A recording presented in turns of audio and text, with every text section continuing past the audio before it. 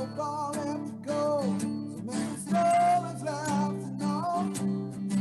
Epic songs to rap about dead before. Gods can't share their stories all alone. Who's gonna sing this song after they die? Who's gonna carry Deacon home and cry? Who's gonna stand this pistol on to his place up in the sky? Who's gonna light the fire and say goodbye? Not too many kobolds when they hear it back and told you to tell.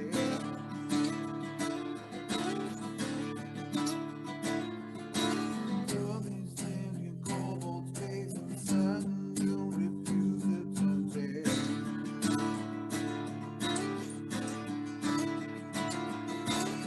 All these little kobolds will never stop me. Where the hero he was with or having begging on his knees. Who's gonna sing his song after he dies? Who's gonna carry Deacon home and cry? Who's gonna stand this pistol off to his place up in the sky? Who's gonna light the power? Who's gonna light the power? Who's gonna light the power and say goodbye?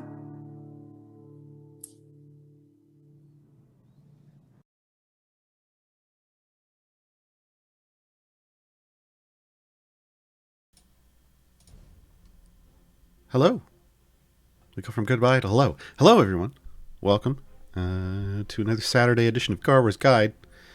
Today, we are doing, I think, yes, Gaarawarr's Guide to Speed Champions.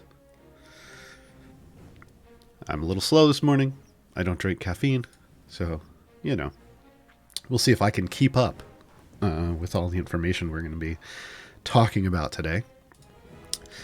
So yeah, we're going to go over all the current speed champions in the game.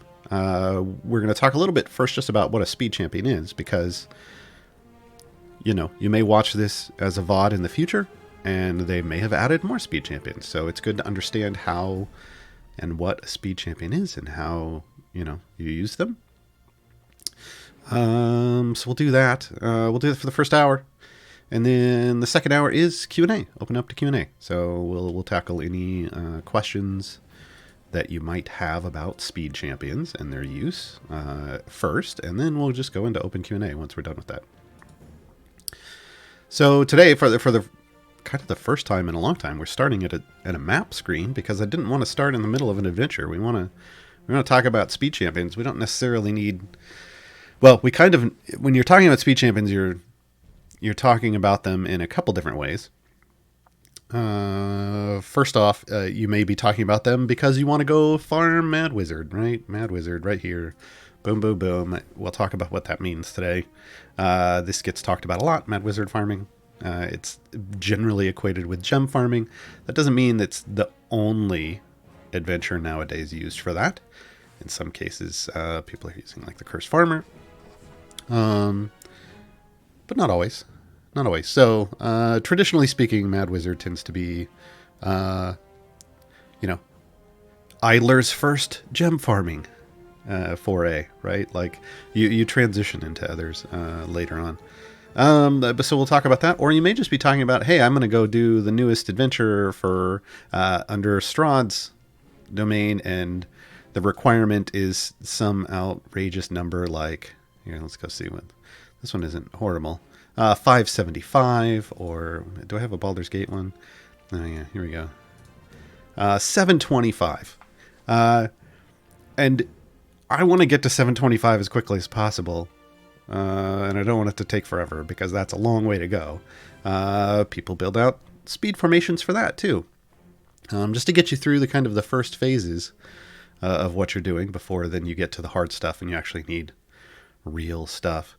I see some people having trouble with the code. Folks, remember to keep the exclamation point in the code. Exclamation point is important. If it's not there, it's not going to work. All right. So we're gonna do this basically in Mad Wizard. We're gonna talk all the speeds and do the examples of all the speeds here, because that's, again, I think there's going to be a certain point in your Idle Champions foray where you spend a significant amount of time here. I think Mad Wizard's probably the most run adventure, like free play, in Idle Champions. There's probably math and statistics to back that up. I don't know, CNE. I don't know if they keep that stuff. It would be interesting to see sometime, but I'm pretty sure it's all Mad Wizard. So Speed Champions. Speed, first off, Speed is not an official role in the game. Official roles are things like healing, and DPS, and gold, and tanking, and support. These are official roles. Speed is not an official role. Speed is an unofficial role that the community has assigned, and that, as you can tell, because when we're doing this, it's a Speedster weekend, that CNE is kind of adopted. So this is not something that functions off normal type of abilities that we see in the game that either make someone a DPS or make them a support, or make them a tank, etc. Speed is different. When we're talking about abilities that affect speed, and thus champions that are speed champions, we're talking about abilities that are effectively non-damage abilities, that speed up your progress through any given level. So it's not about, generally speaking, it's not about basic attacks. It's usually some other kind of thing that's going on. It may work alongside damage and whatnot, but it generally has nothing to do with it's. You're not a speed champion because you throw 5 daggers, Hitch. You're not a speed champion because you do the most damage in the game, Bashar or Zorbu. You're just good at what you do. Those are damaging abilities. They can be used alongside speed, and we'll talk about that probably towards the end. But ultimately, we're talking about things that make it so that when you hit a level and it's got that 25 goal of some kind, whether to kill 25 things or to loot 25 things, that you progress through that level as quickly as possible, in a variety of ways. So let's dive into that. We're going to open Mad Wizard, and we're going to talk about one by one. Ooh, you know what this is going to do? It's going to automatically load in all of my stuff. Oh boy, Gaarawarr. That's the one thing I didn't turn off, is the auto load. All right, you know what? Let's do this again, because I don't want to automatically load everything in.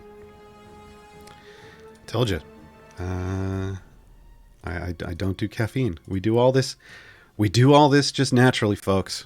This is just how things work. All right, Deacon. There we go. This is who I wanted out. And we will, you know what?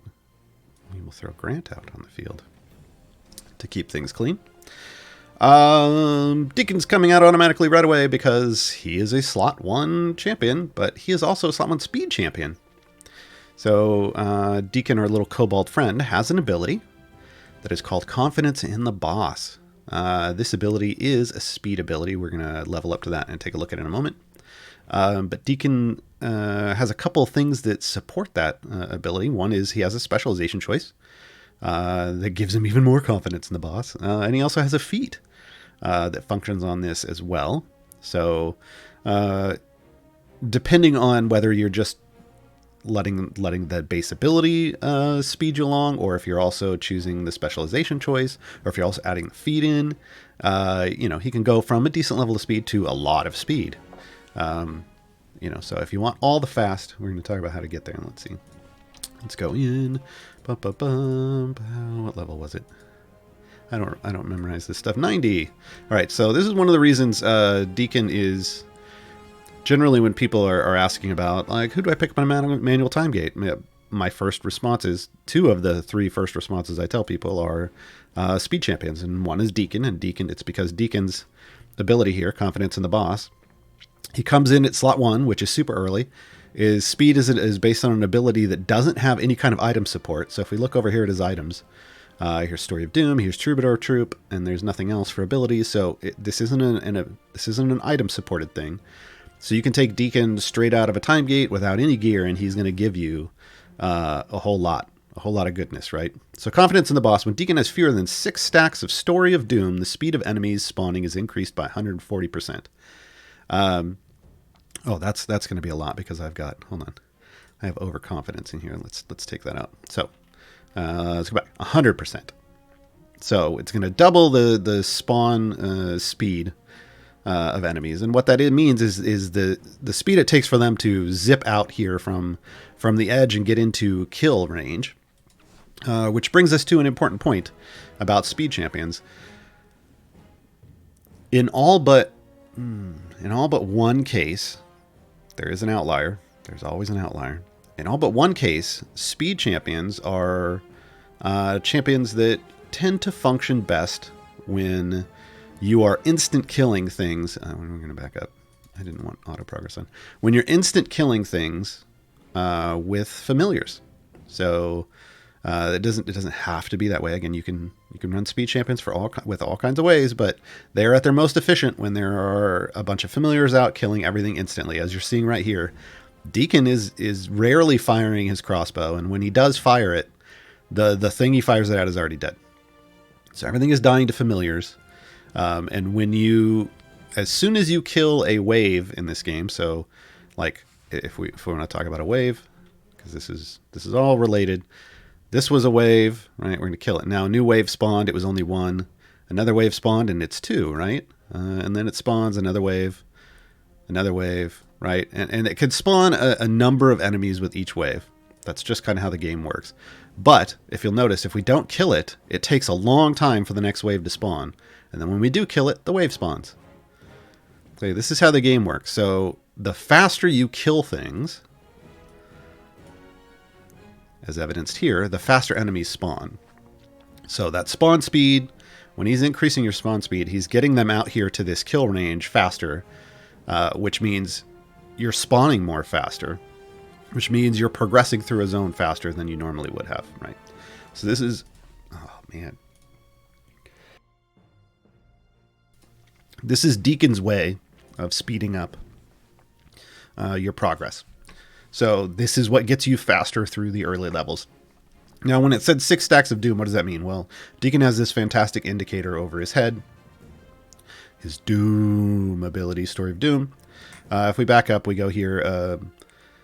Story of Doom gains a stack every 1.5 seconds to a max of 20. Every enemy killed reduces the stacks by 20%. So, as long as you're killing things very quickly, Deacon is going to speed you up. As it starts to slow down, as your killing starts to slow down, Deacon's speed will ultimately turn off. So, again, in all but one case, speed champions are usually used on your way to a wall while killing instantly. As you start to slow down, then the speed effects in some cases will turn off. And then at that point, you can either remove that speed champion for someone else because you're going to push, or it's time to reset and start your run over again if all you're doing is farming gems. Okay, so we have confidence in the boss at 90. Again, starts out at 100. We get to his spec choice. Boom. Boss wants speed.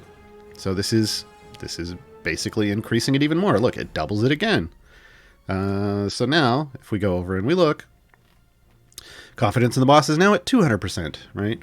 And then again, there's a feat called overconfidence. This, I wish it would tell me where all these comes from. I believe this is a gold chest feat.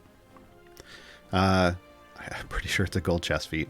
Overconfidence increases the effect of Deacon's confidence in the boss ability by 40%. Now remember, this is another multiplier added in. So when we add this in, it's going to take it up to 280%. So remember, when we're multiplying, when things are happening multiplicatively, they're all different numbers in the multiplier chain. So 100% speed, and then that goes up by 100%, and then that gets multiplied by 40%. So that's how we get to 280%. Things happen real quick. Happen real quick with Deacon like this. This is it. This is it. This is as far as you have to upgrade Deacon, technically, to 200. That's all the bonuses. So this is one of the reasons why I like Deacon as a starter pickup for speed champions. You only got to get him to level 200, which isn't a ton of gold. I mean, it's up in the, what do you got, the E10 range. But he gets to his speed quickly relative to other speed champions, and he maxes it out pretty quickly compared to other speed champions, and cost effectively too. So that is Deacon. We're going to leave Deacon. We're going to leave Deacon here. We'll move him back a little bit. I don't know. Doesn't really matter. His speed is not, this comes in later. His speed does not matter based off where he is placed in formation. So next up, we're going to go, there aren't currently any speed champions in slot 2 or 3.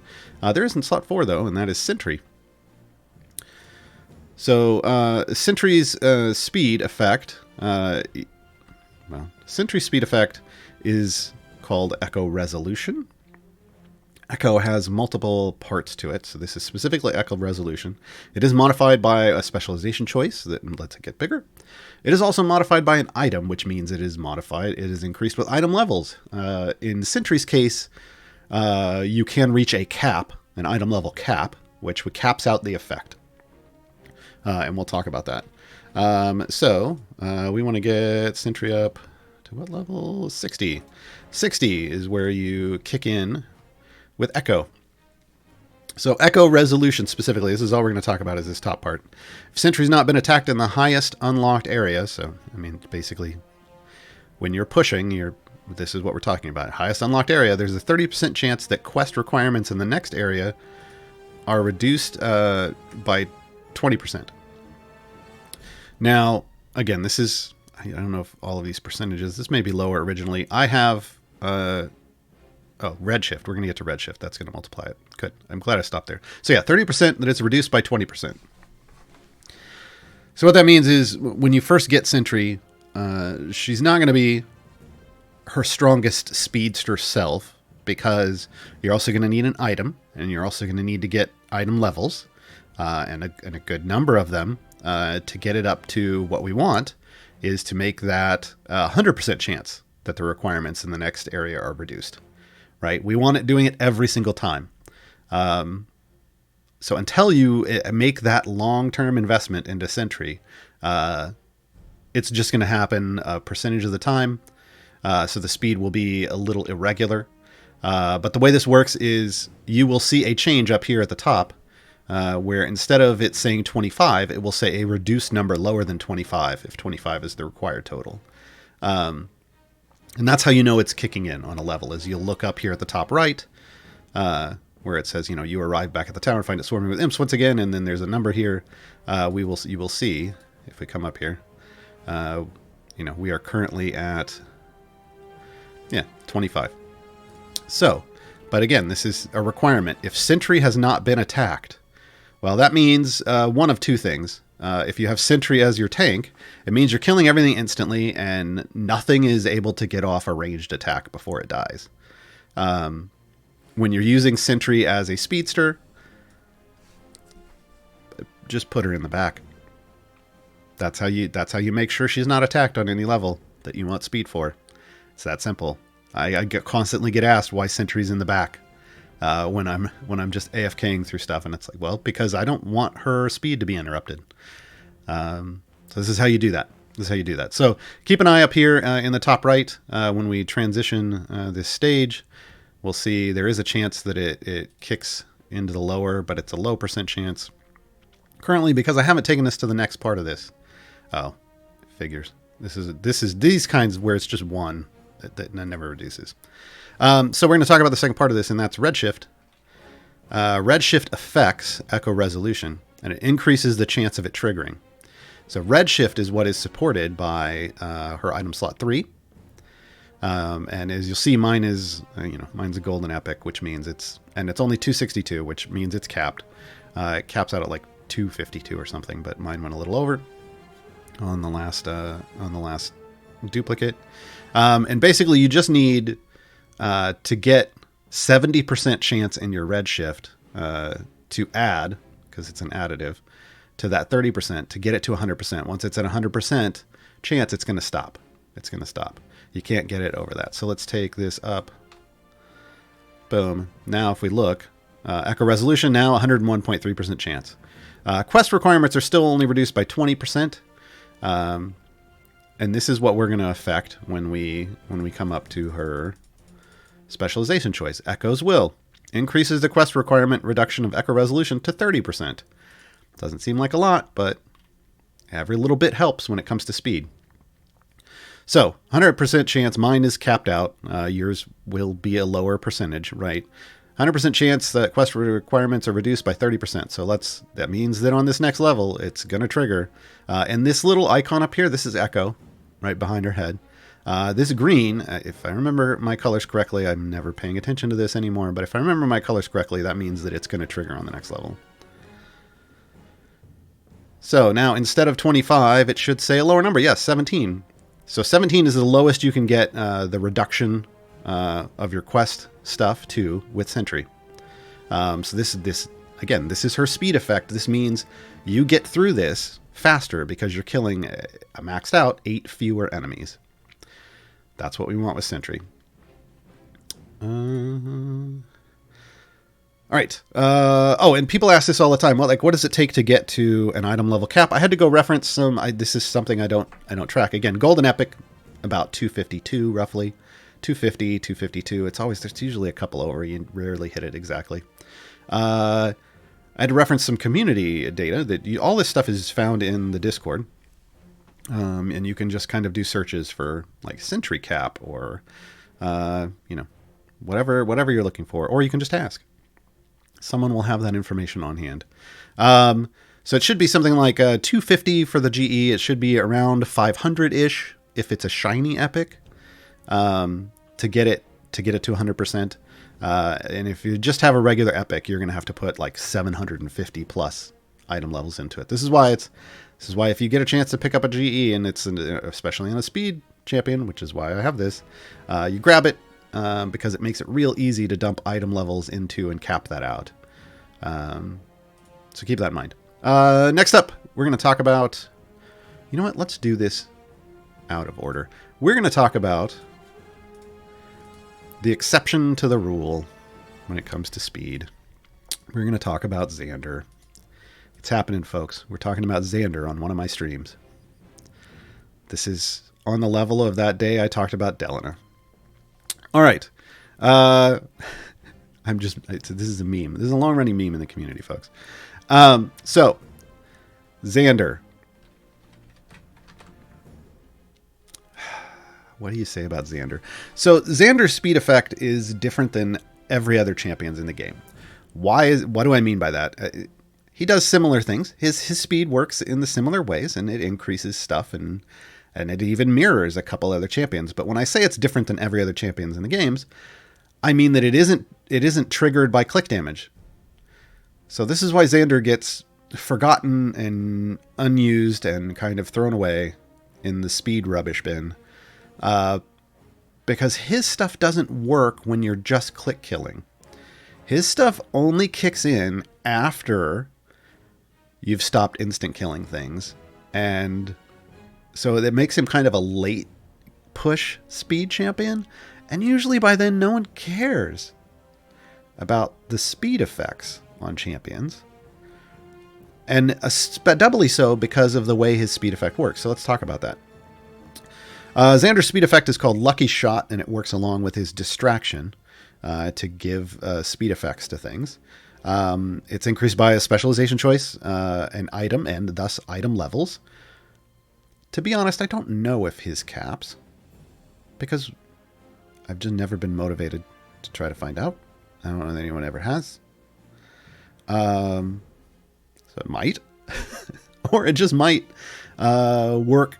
Or it might not. It might work like some other champions we're going to talk about and up things by multiples. So let's talk about this. Let's talk about Xander. Distraction. Well, let's talk about Lucky Shot. Lucky Shot is his first ability. So it works with Lucky Shot. So Xander's Lucky Shot, whenever he lands a killing blow, there's a percent chance that the enemy awards double quest progress. This is fantastic, right? Like as an ability goes, this is fantastic. This is something that we like on a lot of other speed champions. We're going to see this specific effect on other speed champions. That when X happens, you get double quest progress. And again, we've reduced the total number of quest progress we need with Shandy at this point, but if you don't have Shandy, you haven't, but we have in this formation. So then making it twice as fast to get through things is great. But again, this is only if Xander lands a killing blow. Well, Xander's not a DPS. So that's odd, right? So let's get down to 60 and look at distraction. Boom, distraction. When Xander attacks and misses an enemy, the enemy is marked and will trigger Lucky Shot no matter who lands the killing blow. First off, misses? There is no other champion in the game that misses when they attack. This happened for reasons we won't go into. But once you get to once you get up here, you'll see over here under their base attack, 33% chance to miss. So Xander's speed effect only happens if he kills the enemy, which again isn't happening when you're click killing, right? Because clicks are killing, so it doesn't kick in then. It would only happen in that window where champions still are able to kill past a click wall. But then it's 1 out of 9 or 10 people in a rotation. He gets a 2.75 second cooldown, so it's fairly often. But still, there's other people attacking and potentially killing, and thus not speeding up your progress. Or it's if he misses, which is a 1 out of every 3 times he attacks, and then the next attack speeds it up. This is real strange stuff, folks. And now we go. Trying extra hard. It's his chance to hit is even lower. So this is where his specialization comes in. It kicks it up to 66%. So 2 out of every 3 attacks he's gonna miss. Again, this is affected by an item. This item is right here. It's his Adventurer's Tools, so slot 3. I've got mine. How do I have 200 item levels in Xander? What? That's real odd. Okay. I don't know why everywhere else it doesn't, but on Xander's it does. So yeah, I've got a bonus here that's got me up to 60% chance. But that's a 60% chance that the enemy awards double quest progress. Even if it was 100%, it's a 100% chance, but only 66% of the time. This is some, we should just, yeah. No. Yeah.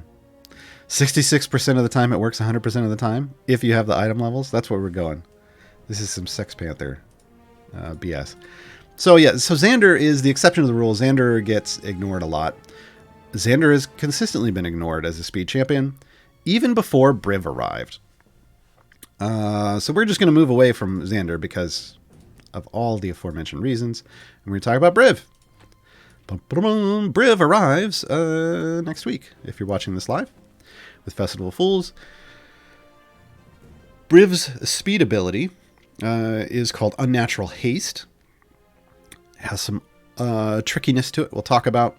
You have to earn it in one run and use it in the next. I did that. I remembered to do that, chat. I remember to do that. He has a spec choice that doesn't increase it.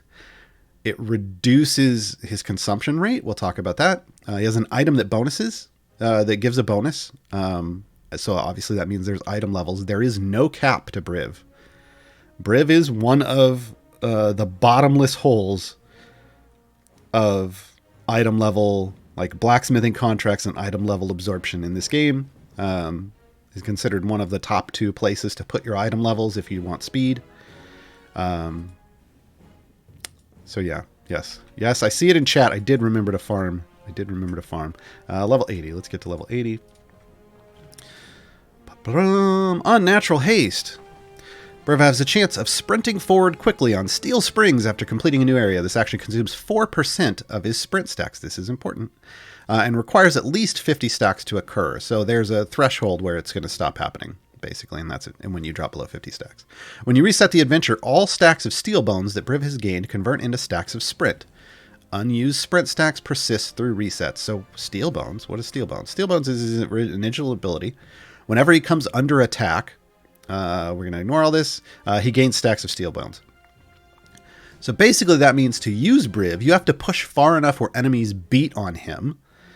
And every time they hit him, he gains a stack. So they have to hit on him a lot, right? Not in a flirty kind of way, in an abusive kind of way. So like right now, we have no steel bone stacks because we're killing everything instantly. But I do have a lot of haste stacks because I built them up on my previous run.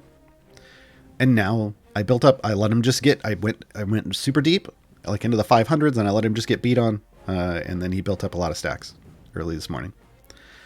Right? So, Briv has a % chance to jump forward, and that % chance is going to be based off his slot 4. This is the epic Theodinorax, his epic mount. Again, this is an uncapped item slot, so you can keep going forever and ever and ever. So let's talk about how this works. Unnatural Haste. When you first start off, mine's a little higher, but when you first start off, Briv has a chance of sprinting forward. Blah, blah, blah. Skipping the next... when you start, it's one area. And then it would normally be a 0% chance to skip anything further. It would just say you have a % chance to skip the next area. This action consumes 4% of his sprint stacks and requires at least 50 stacks to occur, right? So let's talk about a couple of things. As you raise his item levels, this number goes up. This is why it says skipping the next 2 areas. There are people up there with skipping 3, 4... plus areas guaranteed. It takes a lot of item levels. But Briv's one of the more solid investments in the game in terms of that. So there's a certain point where, when you can complete all the content in the game with the power and the item levels that your characters currently have, you just start dumping into the endless black hole that is Briv. I have mine as a 31% chance to skip 2 areas, but now it's a 100% chance to skip 1 area. So now whenever I go and I click forward, it's not going to work because I just brought him in on this level. But when we beat this next level, he is going to jump through the air, and we're gonna show that off here so everybody can see it. Oh, I should probably put my... Spring, Briv, spring. Ding! He jumps through the air and lands on the next level. Well, he jumps over this level and lands on this level. Now, what happens here is when he jumps this level, obviously you're skipping it entirely. You don't get any credit for for killing anything on this level or for completing that level because you didn't complete that level. You skipped it. So when you're doing like patron challenges and stuff, you didn't complete a level. So you don't get a reward for it. When he does skip a boss, however, you get everything that was in that boss bag. So that can be gems. That can be like green gems. That can be red gems. That can be chests. You get that hearts, like all of those collectible things that come from boss kills. Briv grants when he jumps over them, but not stuff on regular levels. Okay, so keep that in mind. Now let's move up. Now again, we were talking about how it consumes 4% of his stack. So why 4% and why not a flat number? Well, by going with a percentage, this is probably the smartest thing they did with Briv. By going with a percentage, you're not forced to farm outrageous amounts of steelbone stacks just so that you can skip forever through levels. Instead, you can farm, smaller amounts, and it's just going to take a % off. So if you only have 100 stacks, you're going to lose 4 each time he jumps, right? Well, you'll lose 4% when it's on the first jump, and then lower on each subsequent jump, because each subsequent jump is the 4% of that total is smaller. You eventually will run out shortly under 50. But this means that even if you have 1,000,000 stacks, right? Or you have 1,000 stacks, you may get a few more jumps out of 1,000,000 stacks, but it's not like you're going to get, a million's worth. Like, it doesn't work that way. So you don't have to worry about farming outrageous amounts of stacks.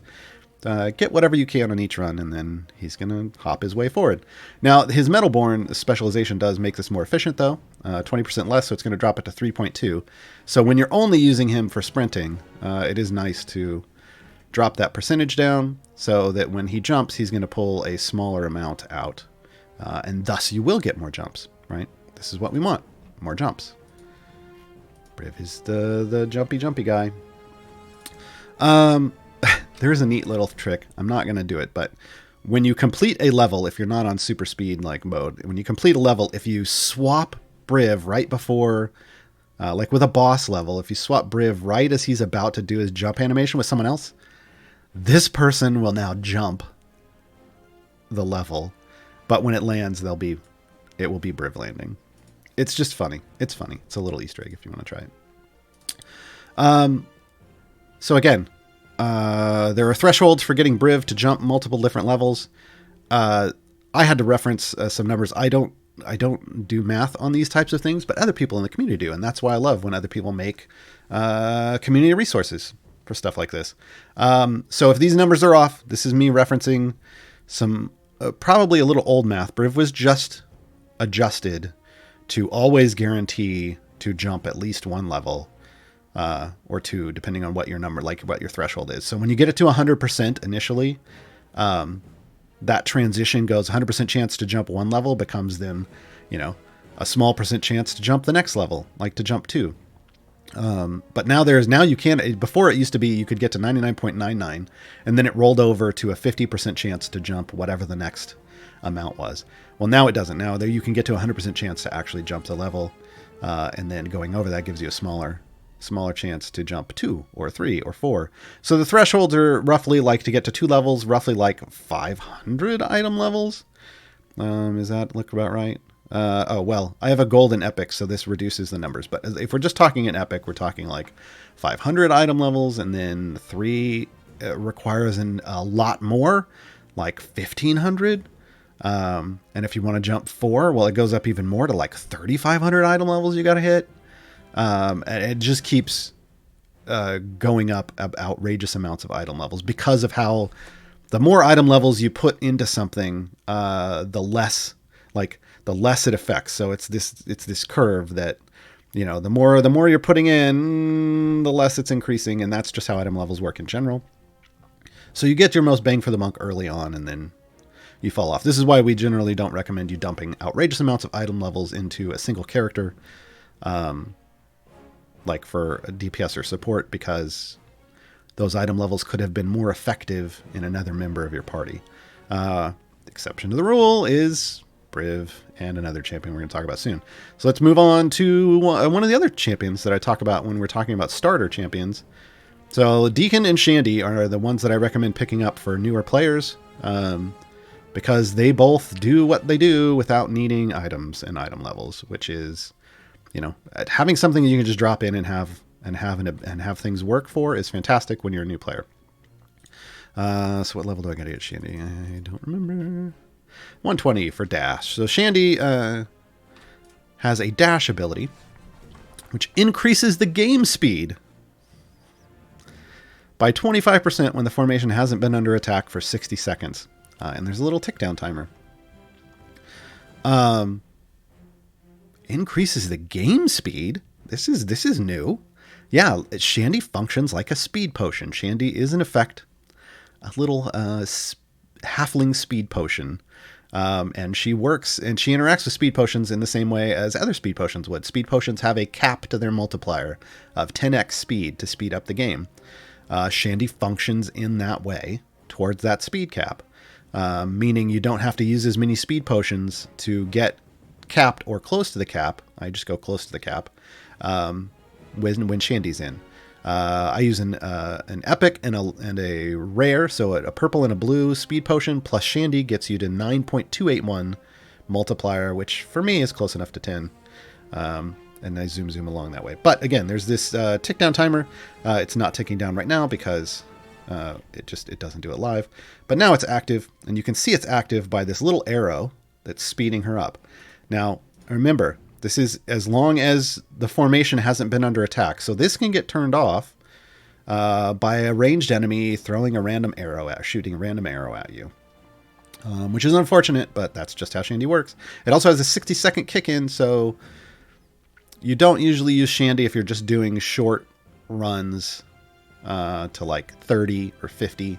Her speed effect isn't going to, it's going to help a little bit, but it takes a while to kick in, like numerous levels, because it doesn't count the transitions in between zones. So if you're really moving along quickly and transitioning zones, you could go 30 levels without it kicking in. So keep that in mind. This is why when people talk about setting their reset for Mad Wizard, which we can talk about later, to like 30 or 80, but you set it as high as you can if you have Shandy, using either 30 or 80 as multiples, like to 130, 180, 230, 280, 330, because the longer Shandy can be in, the more efficient she is with her speed, right? So Shandy, if we level her up, she gets another option here, Ranger Training. It doubles the effective dash. So what does that mean? That means now she's speeding us up by 50%. So as you can see, everything in the game has now sped up. Look at how fast everybody's coming in over on the right, and how fast we're getting our attack animations, right? And if I were to pull Shandy out, it slows down. It slows down. It sort of slows down. We're still killing super fast, but you can see like the bats going kind of slow. The attack animations have slowed down. Now we put her back in, and now she's got to save up her 60 seconds again because we removed her. And that's what's supposed to happen when you remove things, is they don't keep getting their buffs. So Shandy is it is that ability at 120, and then it is her spec choice at 230, 230, and that's it. There's no item, there's no feat currently, because again, she is like a speed potion. She's like these zoom potions over here. She's gonna speed everything up by 50. So using like a huge and a large would get us to, like I said, 9.281. We're not going to do that right now. But it's real fast. It's real fast. Next up, kind of the next to last champ, like down near where Xander rates, is a champion called Minsk when it comes to speed. Yeah. So Minsk's speed effect is an ability called Boastful. And that's it. There's no modifiers. There's nothing to make it better. It just is what it is. Boastful kicks in at 50.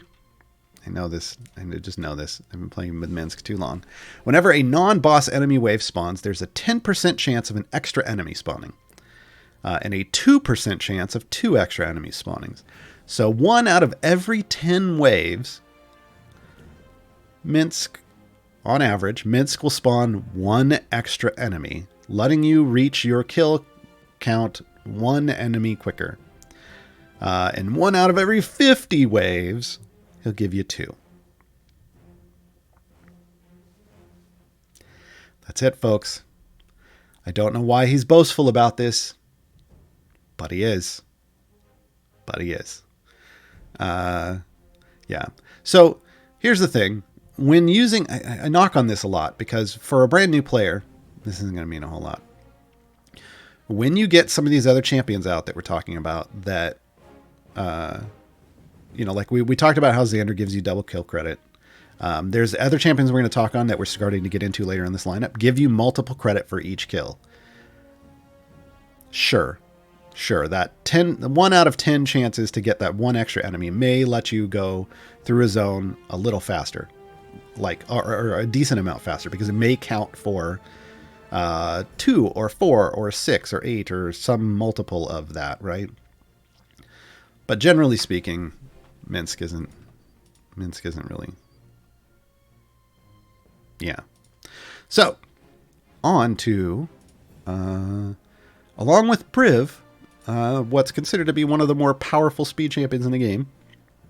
A fully let me qualify this. Briv with lots of item levels is one of the most powerful speed champions in the game. Human with lots of item levels is also one of the more powerful speed champions in the game. With no item levels, Deacon's your kobold. Koboldly go real fast. So Human, who's actually not a Human, he's 3 kobolds in a trench coat. His effect is their effect. I always mess that up because it's 3 kobolds. Teamwork Zrang is the speed effect that we're going to be talking about here. It is modified by a spec choice, as well as an item and thus item levels, and there is no cap. So Human is one of the other main black holes for item levels now. So let's talk about what this is. Where's teamwork? Teamwork is at 40. Bam. Here we go. Teamwork. Zrang. Front 2 columns. So what this means, front 2, when it says front column or front 2 columns, that means that's where you got to put Human to get this speed effect. So it's 2 because this is a 5-column formation. So we get both of these. If it was a 4-column formation or 3 or 4-column formation, they would have to be in the tank line, even though they're not a tank, to get this effect. So Zrang, enemies have a 25% chance to drop double quest items or count for double quest progress. So this is that double up thing that we really like. So we're going to go with that. And where's the next one? It's further down, I think. Did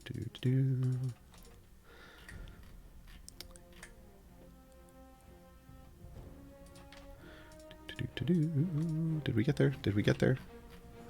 200. Ba-ba-da. Carefully balanced. Increase the effect of Zrang's teamwork ability by a percentage for each champion adjacent to the kobolds. Blah, blah, blah, blah. So, this is going to stack it up. See, now we've already gone up a little more. Right? So let's just pack everybody around Human. And now we're up to 53% chance, right? And this is carefully balanced is right over here with this rock pile. Look at that. There's his item levels. I don't have mine up super high. Mine's only at 56. I haven't dumped lots of item levels into this. But if we keep going, spec choice, impressive coat work. The effect of all teamwork abilities are increased by 100%. So boom. Now I'm at 100%. So now, even with a low item level, even with only a level 56 rock pile, I can make this a 100% chance to drop double. And remember, we're already reducing things with Sentry, right? So we only need 17. So that means currently with that, we only need like 9 kills to clear a level instead of 17. So now we're going twice as fast. So you can see why Human is a big deal. If you can pump up those item levels even higher, where you're getting, because if you go, we can go over 100%. And what does that mean? If you get over 100%, now it's an increased chance to drop more or to count for more credit. So you can get Human up super high, and 1 kill counts for 3 or 4 instead of just 2. And then so that's Human. He's real straightforward. You go with Zrang, Teamwork Zrang. He's got to be in the front or whatever it says here, either front column or front 2 columns for placement, and then put a bunch of people around him, and that speeds it up. Note, moving it back here and surrounding him with stuff doesn't help because that's not in one of the front 2 columns, right? So next up, we're going to talk about a bit more of a situational champion, and that's going to be our friend, your friend, everybody's friend. Well, no, that's Penelope, but our friend Havilar, one of the Brimstone Angels. Hers functions off of a couple different things. So Havilar's initially is triggered off of Summon Imps, but doesn't start working until you have Fiendish Resolve Dembo active. What does that mean? So Havilar's ultimate ability, this only works if you hit the ultimate ability summons Imps. And it summons Mott and another Imp, either Dembo, Alla, or Bosch. The first rotation out, as they come in, is going to be Mott and Dembo. So you just got to click it once to get Dembo out, and Dembo's who we're working off of. But now we need to level up to Fiendish Resolve, which is down here somewhere, 165. Notice we're getting deeper for some of these speed items, and since we're further in the slot, they're going to cost a lot more. So Fiendish Resolve. When any fiend is in the area, Havilar focuses less on her own attacks and more on buffing the party. Her base attack is cooldown, but the effective leadership summon is increased by 100%. Well, Gaarawarr, how's that a speed thing? In and of itself, it isn't. It doesn't actually describe the speed effect here. We've got to go over to formation buffs. Come down here, Fiendish Resolve. Underneath, now we get bonuses with Mott and Dembo. So Mott has a bonus, Dembo has a bonus. Dembo, fiend enemies drop 2 quest items at once or count for 2 kills at once. Here's that double credit again, but only against fiends. So this is real good in Descent into Avernus. Fiends everywhere. But it also works in Mad Wizard. And since we were talking about earlier, Mad Wizard tends to be where that's Baby Idler's first gem farm. It works. There's lots of fiends. Like, we've got some fiends coming out on this level. And if we were trying to get our totals, we would see that they go up more when you kill a fiend than when you kill these humanoids coming out. So Mott Dembo under Fiendish Resolve is how Havilar does her speed stuff. It's just a straight up double credit. There's no way to increase this. You just got to make sure that you have that first set of imps out. That's it. And Havi will do her thing. And now we're going to go all the way up to slot 12 for our final speed champion. And that's Melf. This is Luke Gygas' character. I've got him in his pirate outfit.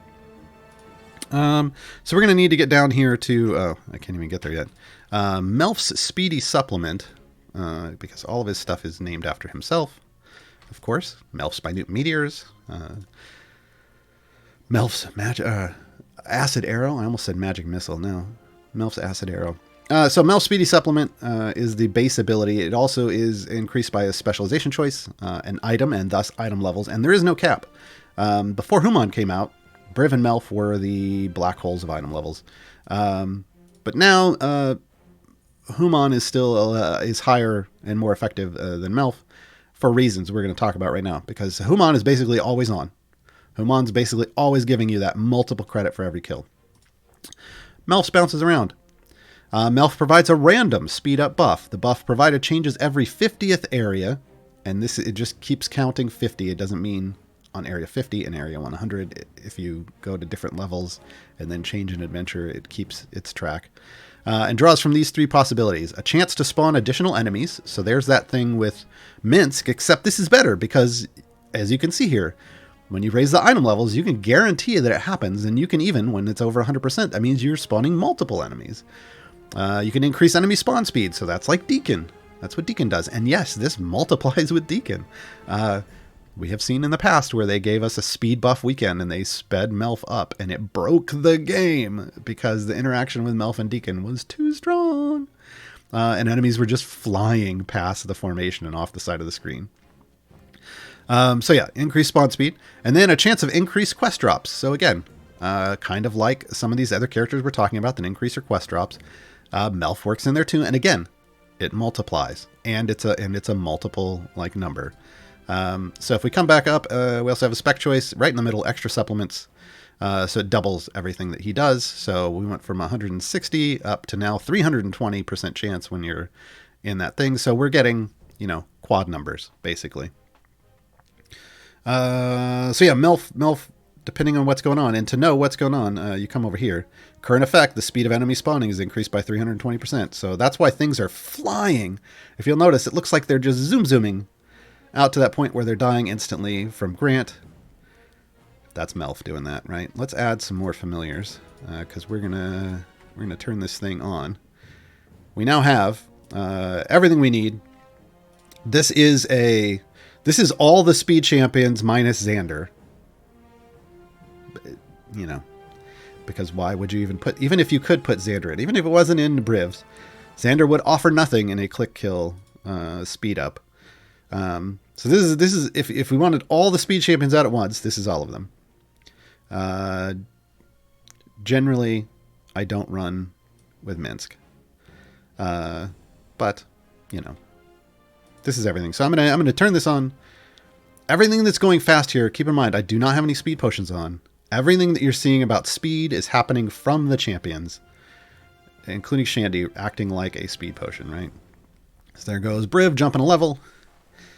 And of course, we come to the one thing that kind of slows you down in Mad Wizard. And this is perfect because I wanted to talk about this.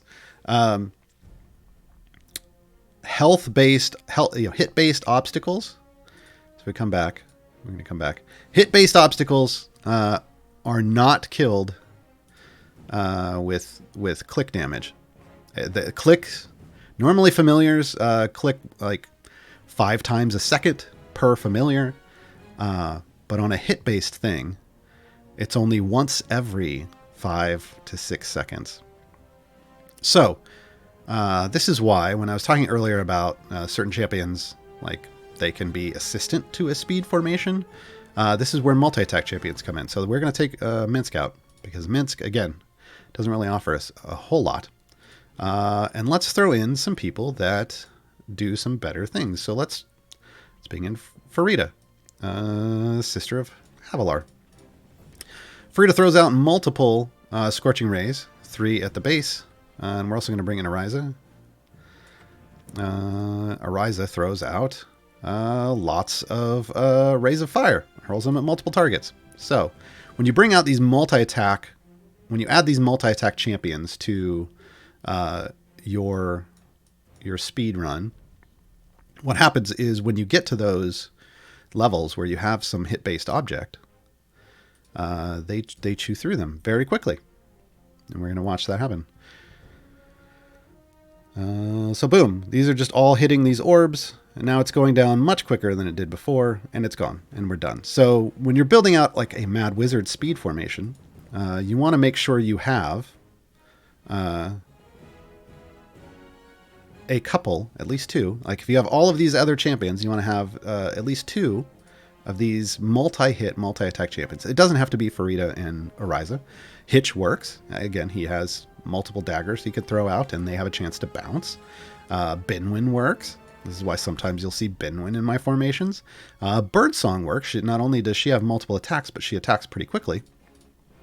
So you can make it happen with whatever you want. So if you run out of speed champions and you're trying to build a speed formation, put in whatever speed champions you have, and then throw in either fast attack or multi-attack champions, preferably fast multi-attackers, and then let them do their thing. So does it Deacon, Sentry, Briv, Xander, Shandy, Minsk, Human, Gaarawarr, and Melf. Those are currently our 9 speed champions. We get 3 of them in this Speedster weekend. I know people were like, why are there no speed buffs? It's a Speedster weekend. Well, it's a Speedster weekend because there's 3 speed champions in this weekend. Like, that's a lot of speed support. And yes, they're giving them damage buffs, but that means that their speed effects can potentially stay active longer, and they're useful longer because they're buffing longer. Because normally what happens is you hit a wall, where kind of a soft wall, where you stop killing things quickly because you're not click killing quick anymore. Like you're not instant killing with your familiars, but you're still pushing because you want to go to, say, that level 725 for Strahd. And you have to start rotating speed champions out because you're not able to kill the things that are coming on the screen. Well, giving buffs to that lets you go a little further in that regard. Not a whole lot. Not a whole lot. Maybe you might get another level or 2, but getting little minor increments and bonuses is kind of what this game is about. So I'll take it. But this weekend does let you get, if you signed up for the newsletter, you get a chest that's going to potentially give item levels, like duplicate item levels, to your speed champions. And like we were talking about, Briv will eat all of them. Human will eat all of them. Shandy doesn't eat them, but Briv and Human, great targets for extra item levels. An endless abyss of item levels that they are. Let's see. Was there anything else that we want to talk about with speed specifically? I mean, like I said, these are the characters that you can put in. Oh, one thing I should note is Briv does not have to be in the front to jump. So let's swap him with Gaarawarr. He can jump from there too. Briv does not need to be your tank to be your speed champion, much like Sentry. Not required. Briv does need to be your tank to build up his sprint stacks. So when you get to the point where you need those sprint stacks. So like early on, if this formation, if for whatever reason this formation only had like 4 columns and Human had to be in the front and there was only 1 tanking slot, you would put Human in the front and Briv behind him, and Briv still functions as a speed champion and Human still functions then as a speed champion. Then when you get to the point where you're not killing things instantly and something's beating on your front line, then you can move Briv. It's that simple, folks. Keep that in mind.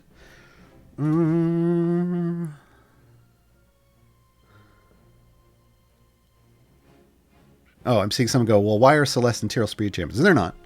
Up here, Celeste and Tyrell are part of the Speedster weekend because there are no core evergreen speed champions.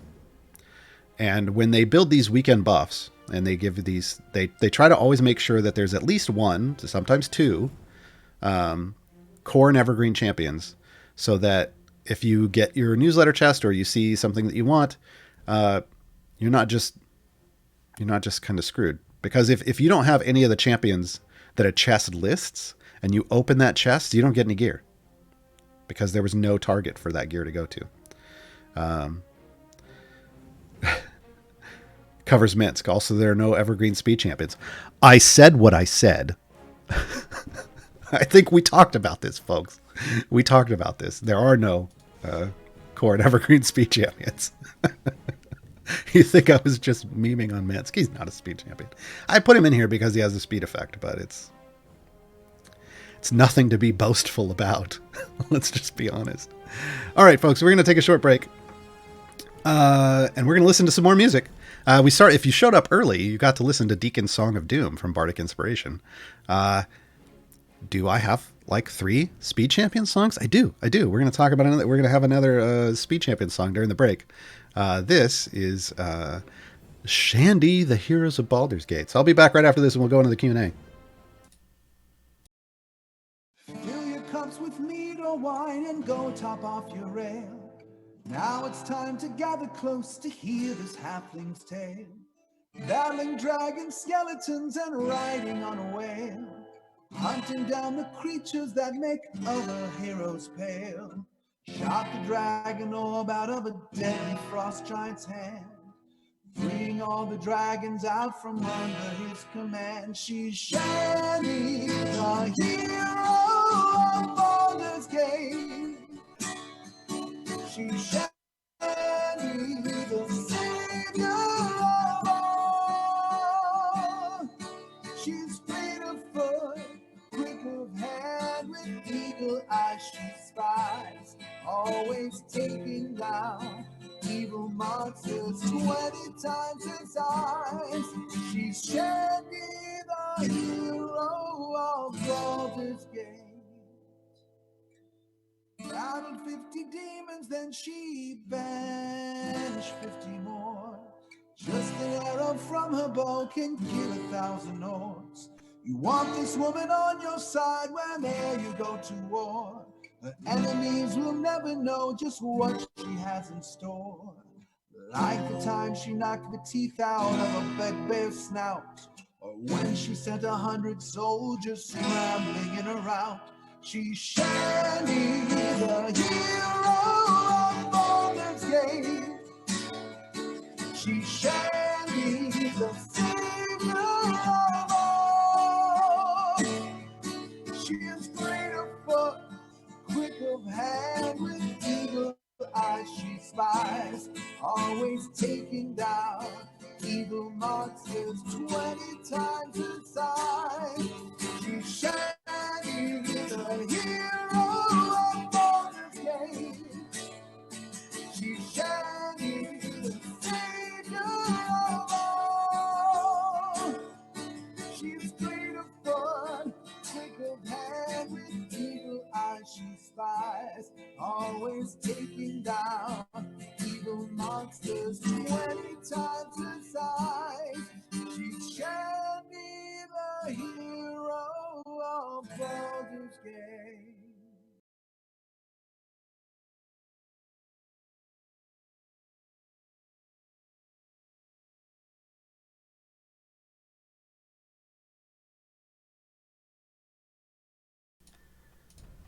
All right, we're back.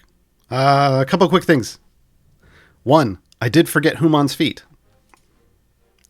He's got 6 of them, folks. Well, he doesn't. Well, he does, actually. He does have 6 feet, but that's not the point.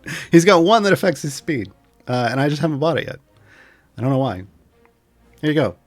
This is why I spaced on it. Walking lessons. The most appropriate name for a feat ever.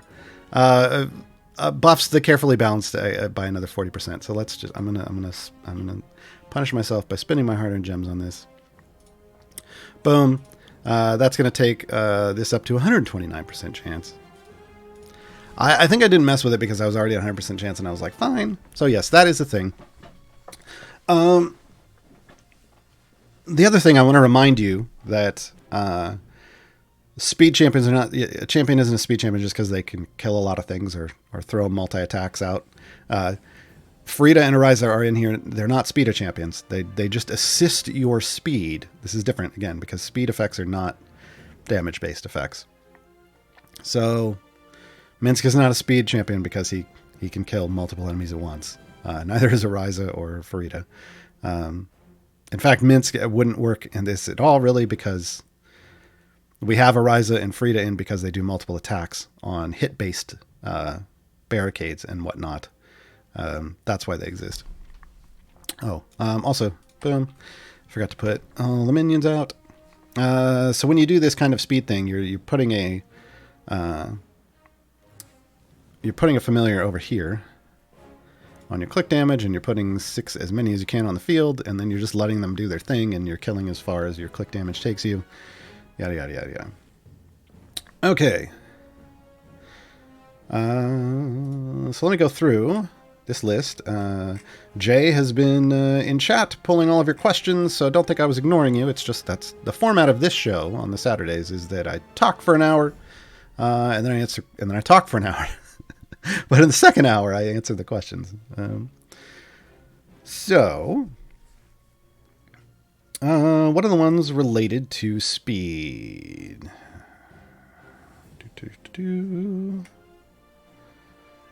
Are there any? Does Korth's rapid strike and rapid training not qualify him as a speed champion? Chibi CD. No, it does not. Because again, speed effects are not about... Like a speed champion is a speed champion because of non-damage things. And Korth's... So first let's talk about Korth's rapid strike and this. This is very... he's in a background party, so never mind. Korth's stuff works based off marking an enemy, much like Xander. That means he has to hit them first.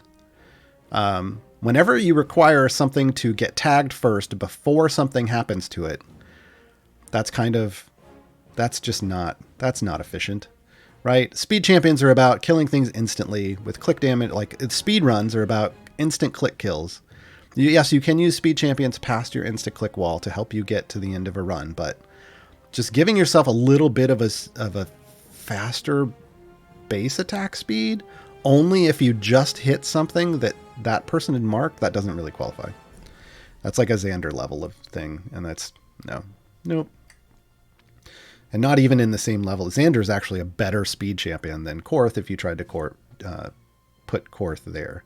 Is there a good Deacon bundle to buy? Raven Sherbet. Raven Sherbet?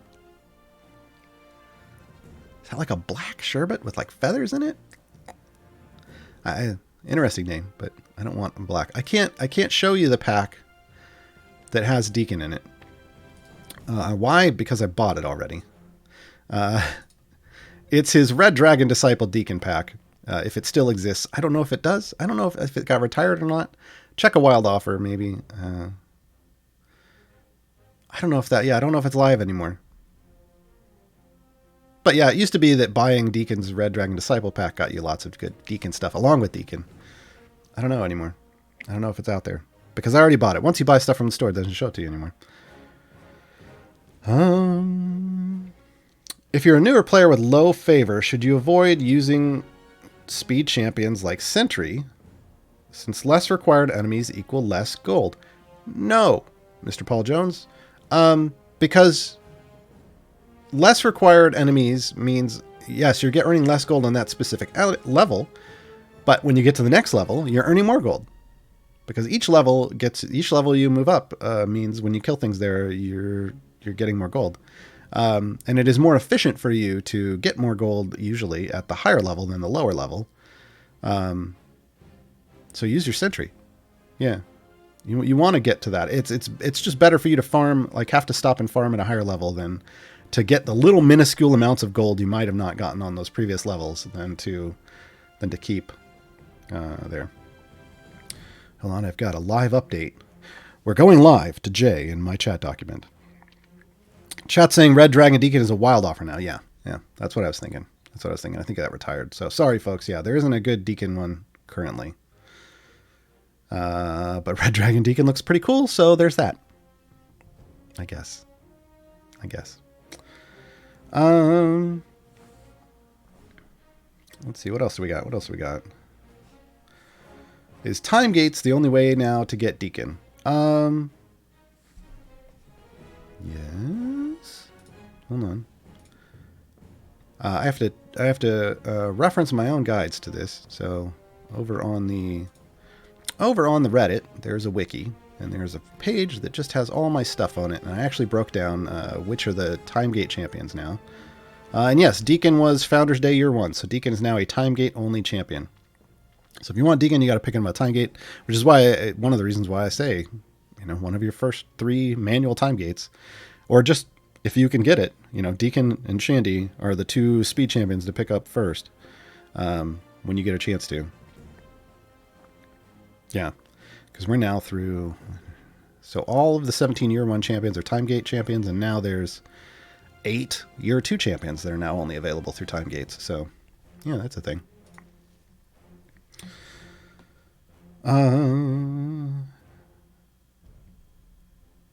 He's in Bookie. Is it worth it to invest into the click damage? So when we're talking about speed, when we're talking about speed runs and farming Mad Wizard,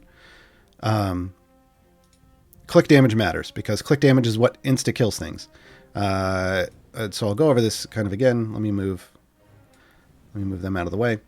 The way you tell if you should still be investing in click damage to help speed up your progress at the beginning of a run is if when you look at this level, so which says 386, and you compare it to the level you're on, as long as your click damage level is equal to or higher than the adventure level, then you're still going to be instant killing everything that comes out, and you can still continue to put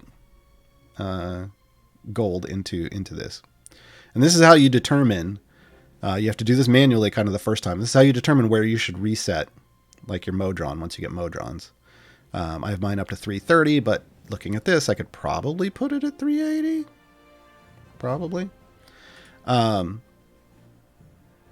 So yeah, so you have to learn that. When you're new, you might get 10 levels of efficient click damage at the beginning. And then you stop. But as you get more favor in a campaign, the length to which you can use click damage increases, right? So we will go as far as we can here, and we will see. But I think 380 is probably where I should be setting my reset up. Here we go. That worked. We'll just have it automatically reset. Let me see. So here's my normal formation doesn't involve Briv for Mad Wizard farming because my normal formation doesn't allow me to stack up Briv stacks. So normally, if you can see this, I have Farida, Human, Havilar, Farida, Human, Melf, Ariza, Birdsong, Deacon, Shandy, and Sentry is usually my Mad Wizard gem farming formation because I don't have to worry about, did I stack a Briv up or not? Which I did before this, but, and we've skipped 175 levels. Nice. Good job, Briv. Mr. Aristic, is Sentry's Echo Resolution ability negated by Brivs? No. As you can see, if you watch in the top right, it triggers the next level that you're on. So whenever Briv jumps, and there we go, we're at 17 monsters killed. So they work together real well. So Nova still get monster brains if Briv jumps over the boss. The real bunny beast should be yes. That's been something that I believe was in patch notes and got resolved. Once upon a time it didn't, so you had to choose. Do you want to use stack up Nova or do you want to use Briv? But now I believe they have resolved that. Synesthete, I've never gotten a red gem from a boss that Briv skipped. I'll get an average of 33% Black Viper red gems from bosses, but when using Briv this drops. You're supposed to. So submit a ticket. Yeah. The red gems you're supposed to get anything that came out of a bag, and that includes red gems. So submit a ticket, and I'll look into it. But the last I checked, it was working. But that doesn't mean it's working on all platforms or for everyone, right? Does the double quest progress work with multiple different heroes like Havilar and Human? Steinegarten, yes, those multiply against each other. So anytime there's a situation where, like with Deacon Speed multiplying against Melf when he's using that's going to multiply against each other. When they have these multiple quest drops, like Havilar and Human together, plus if Melf was doing double quest progress, when we were killing things for quest progress, You can get to a point where you kill one, maybe two things, and you move forward. Because they had all lined up. Everything lined up together and worked the way you want it to. Do you use Gaarawarr during AFK gem farming? I do. If so, how do you handle her imps since you aren't there to watch the right one pop? So this was something it's a bug. This is a bug. It's a long-standing bug that they keep trying to fix, and it never gets fixed. I think at this point they just need to allow it to stay in the game. It's probably easier. But it doesn't work on all platforms. But if you'll notice, I have my X100 my upgrade button down here to X100. If you leave it on X100, when it resets, Gaarawarr just instantly pulls her imps back out. Once she gets to that level. This is on Steam. It doesn't work on all platforms. But otherwise, I just watch. I mean, I play like I used to play back before we had all of these fun automation features, and I just look over every now and then when it's on a different monitor, and I'll click the imp button. And I still get some speed if it's not on all the time. Do any of these impact when they are your active party? Yeah, this is all about active party. Do they help when you're offline or when you're playing the other party? No. No. Speed effects don't work in offline progress or the background calculation. Why is that? Because these are simulations that are checking to see if you are meeting the zone requirements in under a simulated minute. And then it moves you forward. And it moves you forward at the rate of 1 zone per minute. This is how the simulation is currently coded. So until they get all of that working the way they'd like, and then decide that they can actually add that kind of processing bandwidth to the simulation that they're running, its speed effects just don't really work in the background, not consistently. Some people have talked about certain potions working, but generally speaking, it's just your background is your background. It's going to be a slower progress. 1 zone per minute. Like if we look at this, it's going to fill, this little bubble fills up over the course of a minute. And it doesn't matter if you've got speed champions in there or not. And then offline, it's that the simulation runs when you get back online. It's running a simulation, it's running the math when it says it's calculating automatic progress or offline progress. It's running that simulation right then to see what you did and checking to see if you were able to progress 1 zone per minute.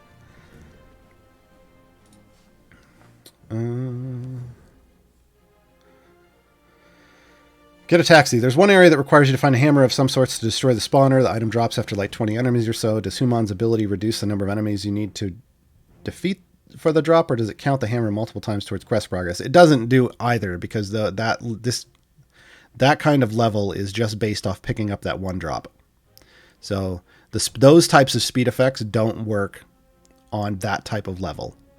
But all the other ones do, right? So getting multiple kill count or having things spawn faster. This is why Deacon and Melf in his certain setup comes in. Having enemies spawn faster is what gets you through that level faster.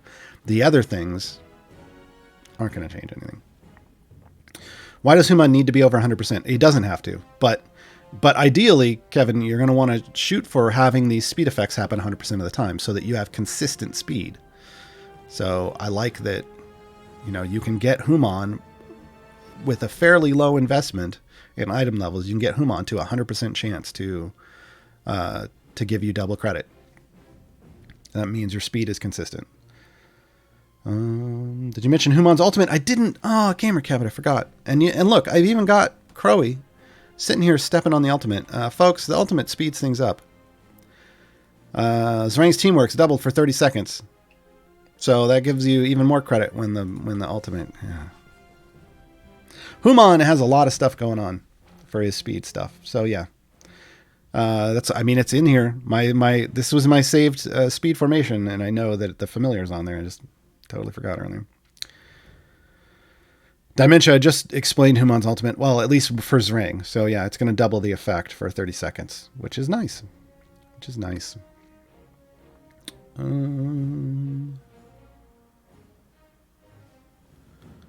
don't know what that's referencing, but so we'll come back to it later.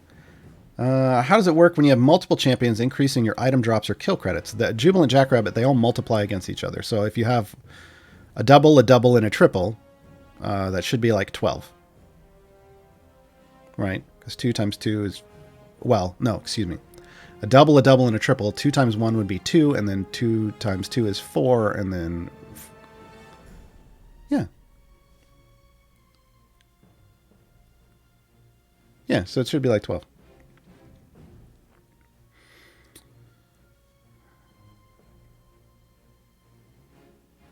Thank you, Jay. Yeah. Explanation would be nice because I have no idea what they're talking about. And a speed build, would Dinar be a good option for AoE pushes away from the party, or should I focus on heavier multi-attack? I mean, if there is a mass of things moving towards your party, you're no longer speed pushing, really, right? You're now just normal pushing with some speed effects happening. But Shandy's is most likely going to get turned off if there's a ranged enemy. You'll still get like Sentry or the double kill credit stuff going on.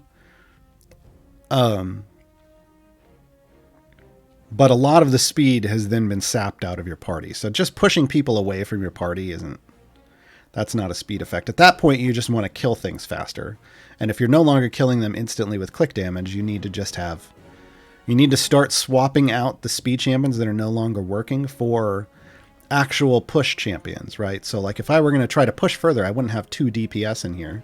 I wouldn't have a Rise. Well, I guess a Rise is a support, but this would not be. There's technically 3 people that are multi-hits. I would start removing those and trying to build out an actual pushing formation. That's kind of transitioning. That's more about transitioning from an early speed into a late push. And that just means slowly swapping things out. Are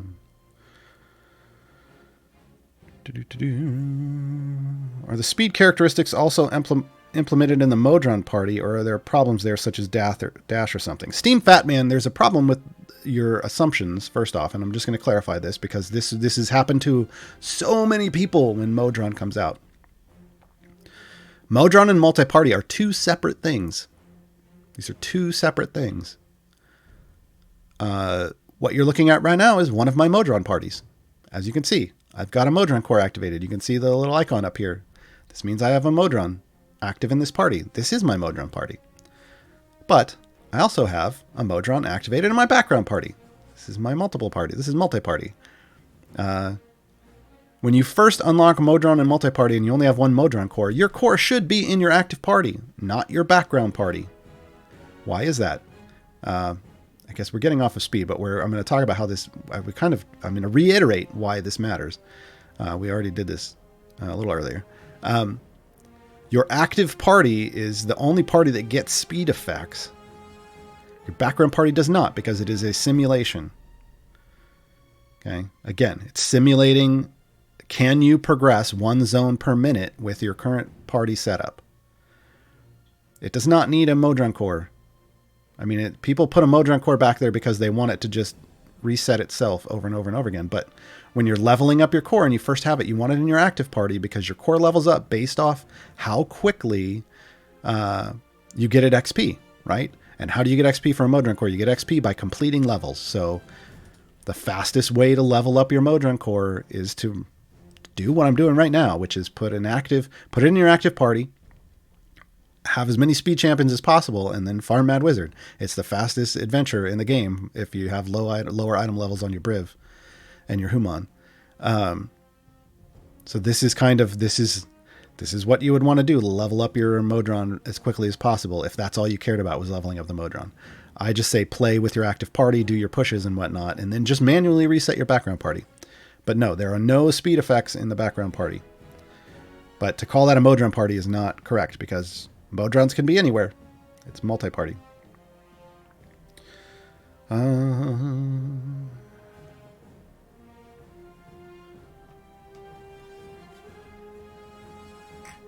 I think that's all the speed-related stuff. So we're going to go back and talk about everything else.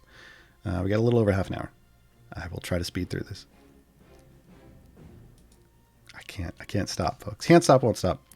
Going back to the top. I don't think they ever sold GEs for slot 6. I don't believe that's an accurate statement. Is there something special about Briv that makes his noteworthy enough to break this trend? Not currently.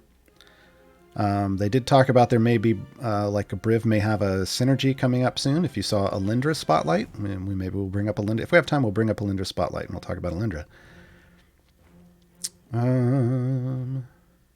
How squee are you for Pirate Iris? Seamus, super squee, but unfortunately haven't unlocked Pirate Iris yet. Pirate Iris comes from Idle Champions Presents, specifically today's vote, that gets you a D6 to roll. When you roll that D6, if that animation ends up on the 6, which is Iris, the D6, the 6 on the D6 is Iris, you unlock Iris, the Iris Familiar, and the Pirate Iris skin. I already have Iris as a familiar.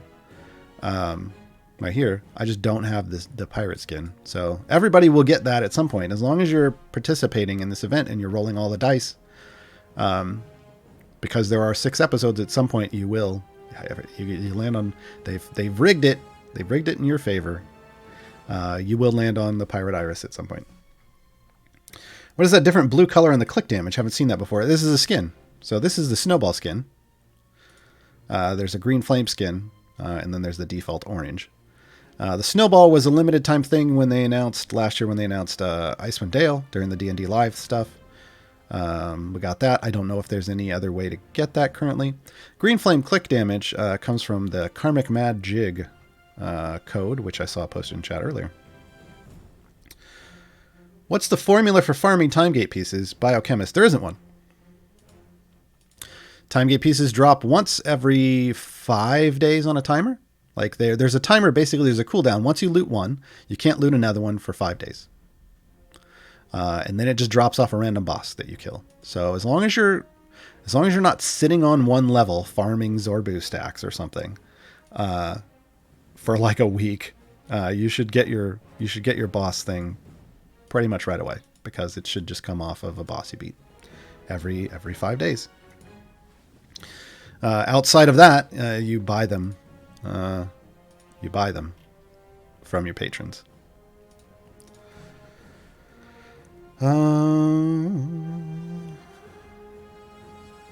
Oh, I guess I missed this one. Are there speed champions for slot 5 or 6? Well, yeah, we talked about, yeah, Briv is slot 5, Shandy slot 6. I think that's why I missed that question, because I thought that was kind of in the first part. Maybe you missed that.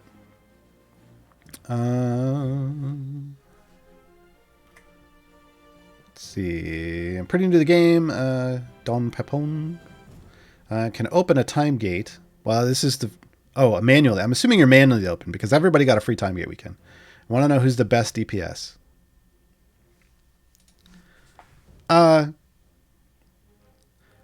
There's 2 camps on this currently. A lot of people will yell Ashara from the rafters, and the rest of the people will go. Well, there's 3 camps. A big group of people will go Ashara, which is just you're one of your core champions. Another group of people are going to go Zorbu, and then others will say just use whoever you're enjoying right now, because don't waste your first time gate on a DPS. That last group, that third group, that's me. Hi, I'm Gaarawarr. Don't waste an early time gate choice on a DPS. You're just fine. You're doing just fine with Jarlaxle or Hitch or even Jam or Minsk. You're doing just fine. You're doing just fine. In fact, I think you can spend 3 months playing the game with Hitch, with going from Jarlaxle into Hitch as your primary DPS champion. You'll progress efficiently. I did it. There's a guide out there. It's called Gaarawarr's New Player Reference, a guided tour. That was me going through the game with Jarlaxle into Hitch, and then I think I used Farida for a little bit, but you don't have to. Hitch works just fine. Don't waste that first time gate on a DPS. Your first manual time, these are manual time gates, folks. Your first manual time gate should be put onto things that matter a little more, like speed. Deacon or Shandy. Deacon or Shandy are both great pickups. The third one I recommend is not a speed champion, is Krull. Krull offers you gold, lots of gold, and lots of debuffs. So Krull can be a good pickup. Choose one of those. Choose one of those. Because the thing is like I said, Ashara you get free. Ashara is one of your core champions in slot 6. So you already have what a lot of people consider to be one of the best DPS champions in the game. So there's no need to waste a DPS. There's no need to waste a time gate on Zorbu, who is slot 12, which means he needs lots of gold to even unlock him when you're starting, and he needs lots of gold to then become viable. He's got to get over level 100, like a level 130, to start becoming viable in your formation. And you need a lot of favor to get him there for a new player. So don't buy a DPS right away. Don't get a DPS right away. Get other things. Darius, after my crit chance is 100% with Caddy Bree, is it better to use her second specialization or still the first one? I always use the right one. And by right, I don't mean correct, but I do. No, yeah. Her in the zone. We talked about this, I think, on the Companions of the Hall thing. In the zone, yeah, this one. When she crits, she attacks faster. So when she gets a crit, her attack cooldown is reduced by 1.5 seconds for 10 seconds, which means if you're at 100% crit, it means she's always attacking faster, which means she's always critting. But more importantly, if she's attacking faster, she's spreading her marked for death, which is her debuff that you want her to do as a support. If you're using it as a DPS, you just want her critting all the time. But otherwise, yeah, in general, you want that right spec. Didn't you have a cool new D20 to show off? I did, Hammered Helm. I did. And how many more questions? We got a bunch more questions. You know what? I'm going to do it anyway. So I, for those who know me, I only started playing D&D last year, like towards the end of the year. I've known about D&D. I've read the books. I've got bookshelves full of the books. I've watched streams for, a decade. I just never played myself because, the people I hung around with didn't play D&D. So I got to play last year, towards the end of the year, for the first time, and I've played like 3 games now as a player, and I've DM'd 3 times, so I'm equally balanced. But all of my dice rolling has been done online via D&D Beyond. I do have some dice. I do have a collection of real life dice, but they are things I bought back in the 90s when I was first playing Magic the Gathering. And I'm using them as counters for cards and stuff. So I finally bought I have my hands on my very first D20 that I bought specifically to play D&D with. And it's this big chonky boy. It's heavy. This is a metal die. And it is specifically, hold on, let me find the D20. I don't know if this is going to show up or not. This is, hold on, which way do I twist? If you can see the logo, it's a Jason Charles Miller die. This is all metal. It's super heavy. That's it. That's me rolling it. It's the chonkiest of boys. I picked this up. Jason Charles Miller had these made up through Norse Foundry. This is not a promotion. This is just me saying I appreciate Jason Charles Miller, so I'm supporting Jason Charles Miller. Jason Charles Miller is the musician behind all of our broader inspiration stuff. So this is pretty cool. I am going to enjoy this. When I DM, this may be the dice I roll when my bosses attack, because what's going to scare players more than this big chonky boy rolling around? And one of the cool things is you couldn't tell, and I don't think I can light it up enough right now, but these glow in the dark. Like the logo and the numbers will glow. I don't have a bright enough light here to activate this, but you can totally make this glow. So hit up Jason Charles Miller on the Twitters, or go over to his channel when he does his stuff on Mondays and Wednesdays, which you'll find me there usually every Wednesday. Or hit him up on Bardic Inspiration on Tuesdays and ask him about it. He will be happy to talk about it, I'm sure. But I'm super excited. That's my first D&D dice purchase that I've actually received. I did the Critical Role Kickstarter for the dice. I got one of the dice tiers, but that hasn't come out yet. But I'm patient. All right, back to the questions. Lube, I'm missing out on not just using the core heroes because I don't know how to use the ones I get through events properly.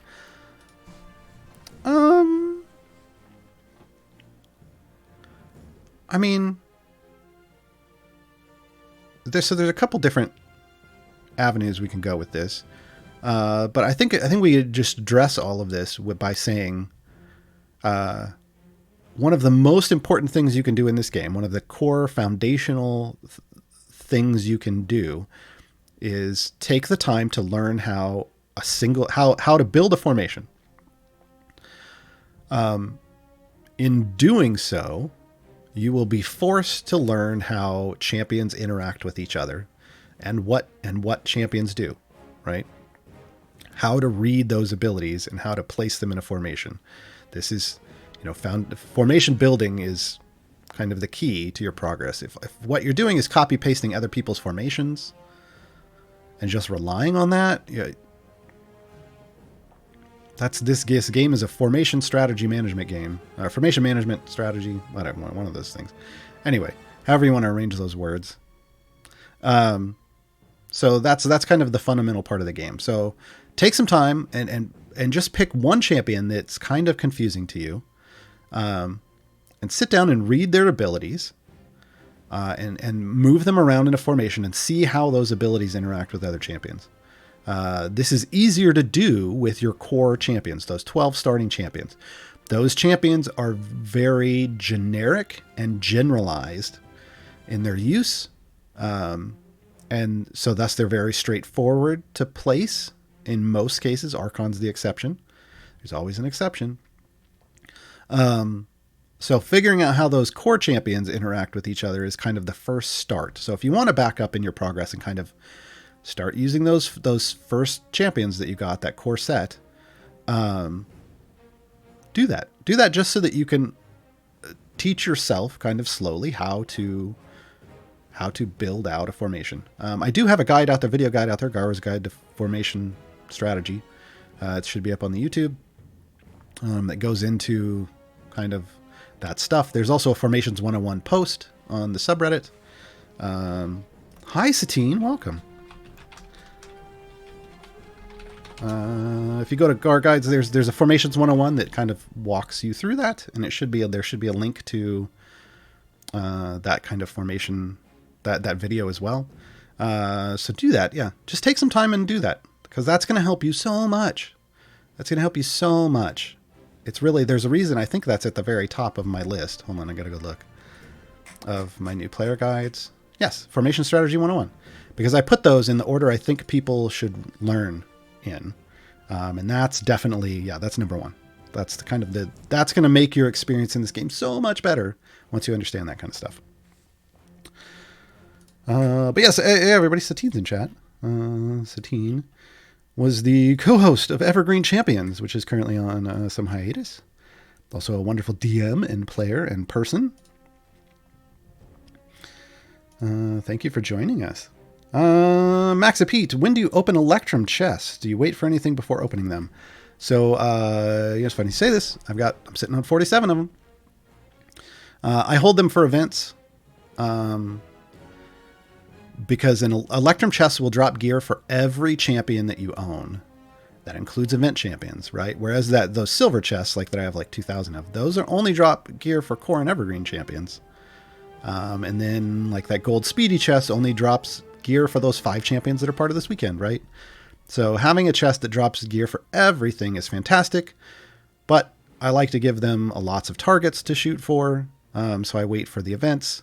And what I do is when an event comes out, I grab whatever the new champion is, or the newest champions if you're on a newer account. And then I'll open like the named silver ones first. So the silver ones specifically that you earned during the event for that champion.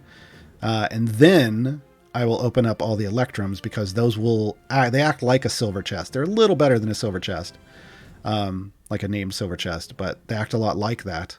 And then basically that helps to fill in extra holes.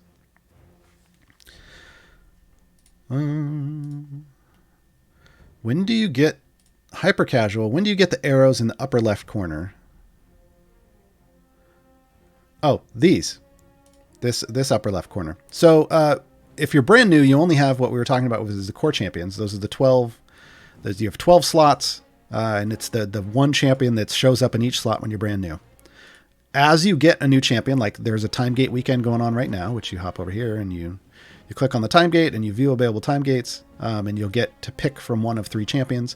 Once you unlock that champion, it shows it. There will be these arrows in the slot that'll show you where it's going, and you'll be able to swap in and out. Like, see, I can swap between the champions, and then I can move them into my formation once I level them up. So you just have to go collect champions. You get them during time gates, and there's an event starting Wednesday. You'll be able to get them there. Does Modron run when you're logged off? Yeah.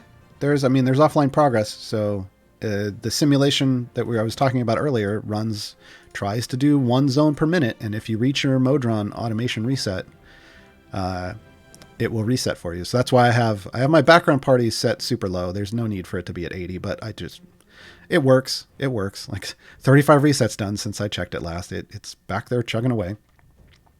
And then I set my foreground one to whatever my click damage can get to, which, as we see, it is going to be able to get up to 380. So yeah.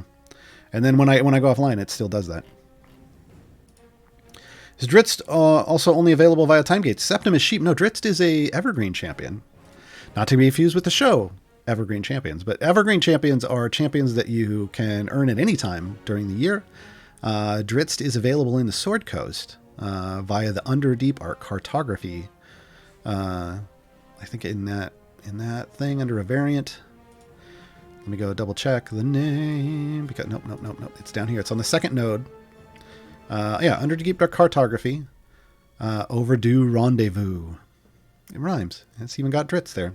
So you have to complete this, and you'll unlock Dritz. There are other Evergreen Champions. Hitch is one. Go up to the main menu.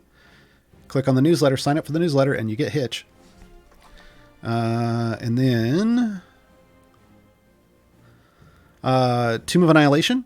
About halfway through Tomb of Annihilation, a little over halfway through, you can unlock Azaka Stormfang. Azaka is the #1 producer of gold in the world, in the Idle Champions world. So that's a target. That's a milestone you should try to reach. And then at the end of Tomb of Annihilation, there's Dragon Bait.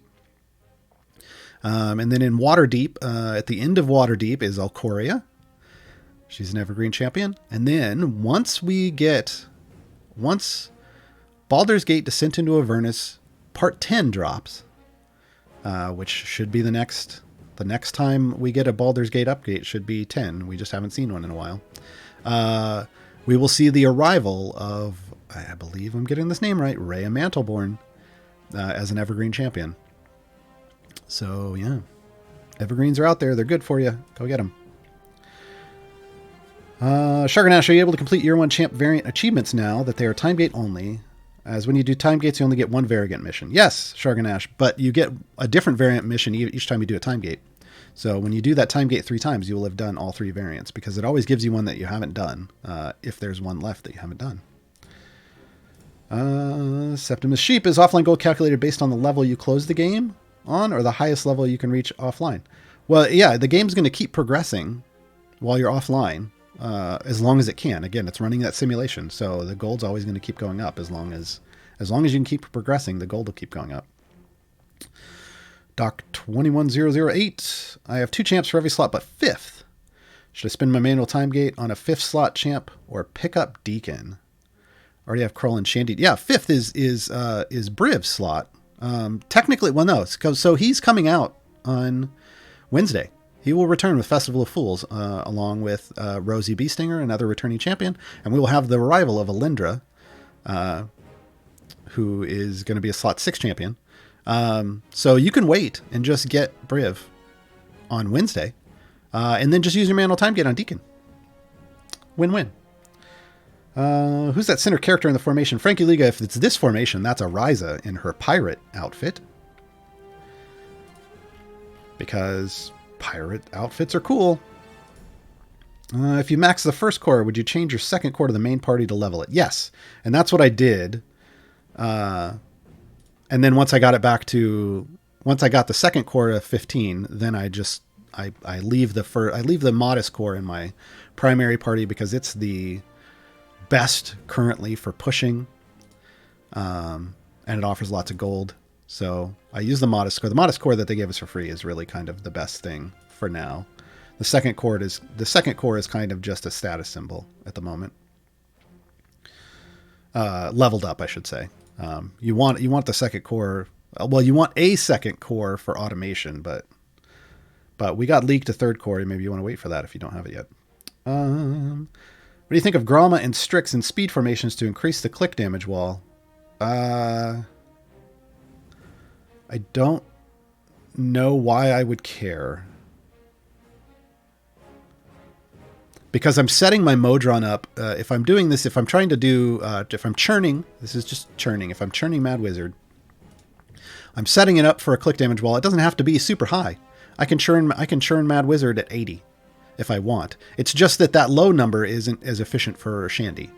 But adding in debuffers to try to click kill further isn't going to matter because you've got to land that attack with Gromma, or they've got to get close to the formation with Strix.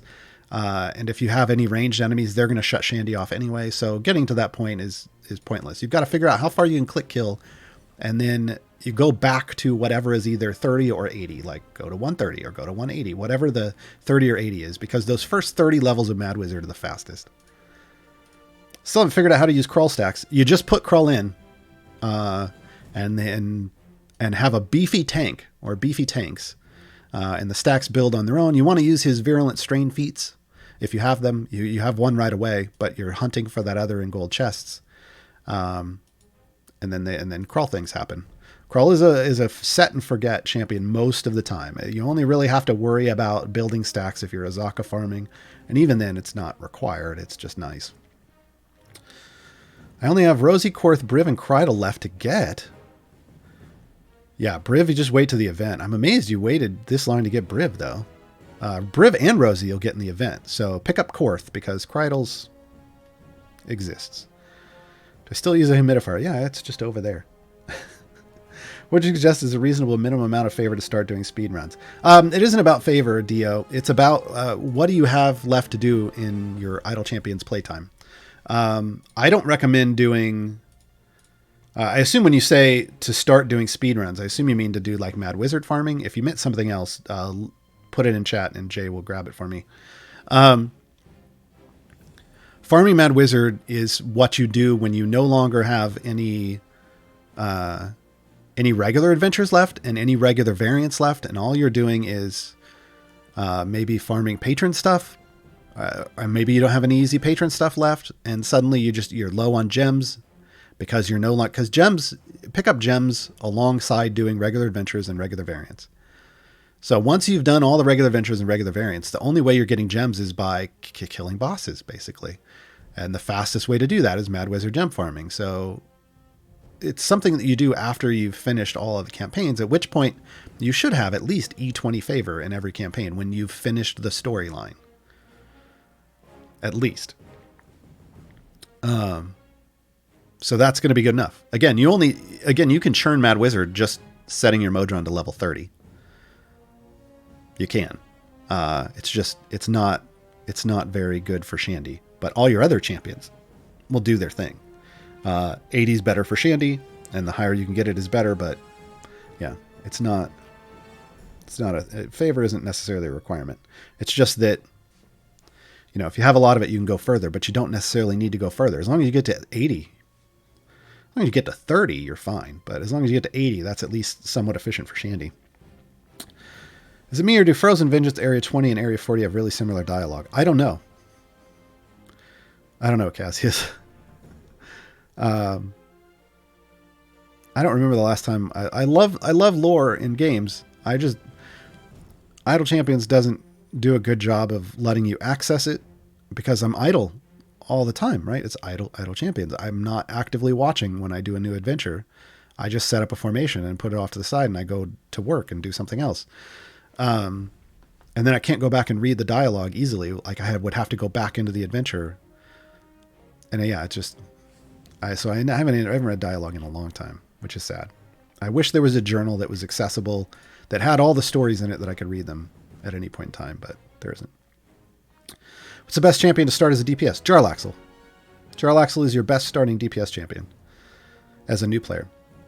Is there ever going to be a champion based on you or others, as some other streamers? Would you be interested? Oh, I don't know. The champions that make it into the game that are based off streamers are people who play D&D, like on stream. See Satine in chat. Satine played Sirens of the Realms, Vlanya Umvarar, right? Like that's her character. Her character's in the game because she was a big D&D stream. Like that's where we get these champions. I have been on a grand total of 2 streams as Gaarawarr. One was a charity stream for the Wisdom Save weekend that Mars ran, and the second was Storyteller Mars Presents last year, right here on the C&E Games channel. If you didn't get to see that, it's up on my YouTube channel, oddly enough, and you go watch it. But that's it. I've done 2 streams as Gaarawarr. So yeah, I don't know. That doesn't really. I don't know if that really fits their desire. Maybe at some point, if I do more streams. Benjalus, this is my first time gate. Any suggestions on who to go for? Deacon, Shandy, or Crawl? There you go.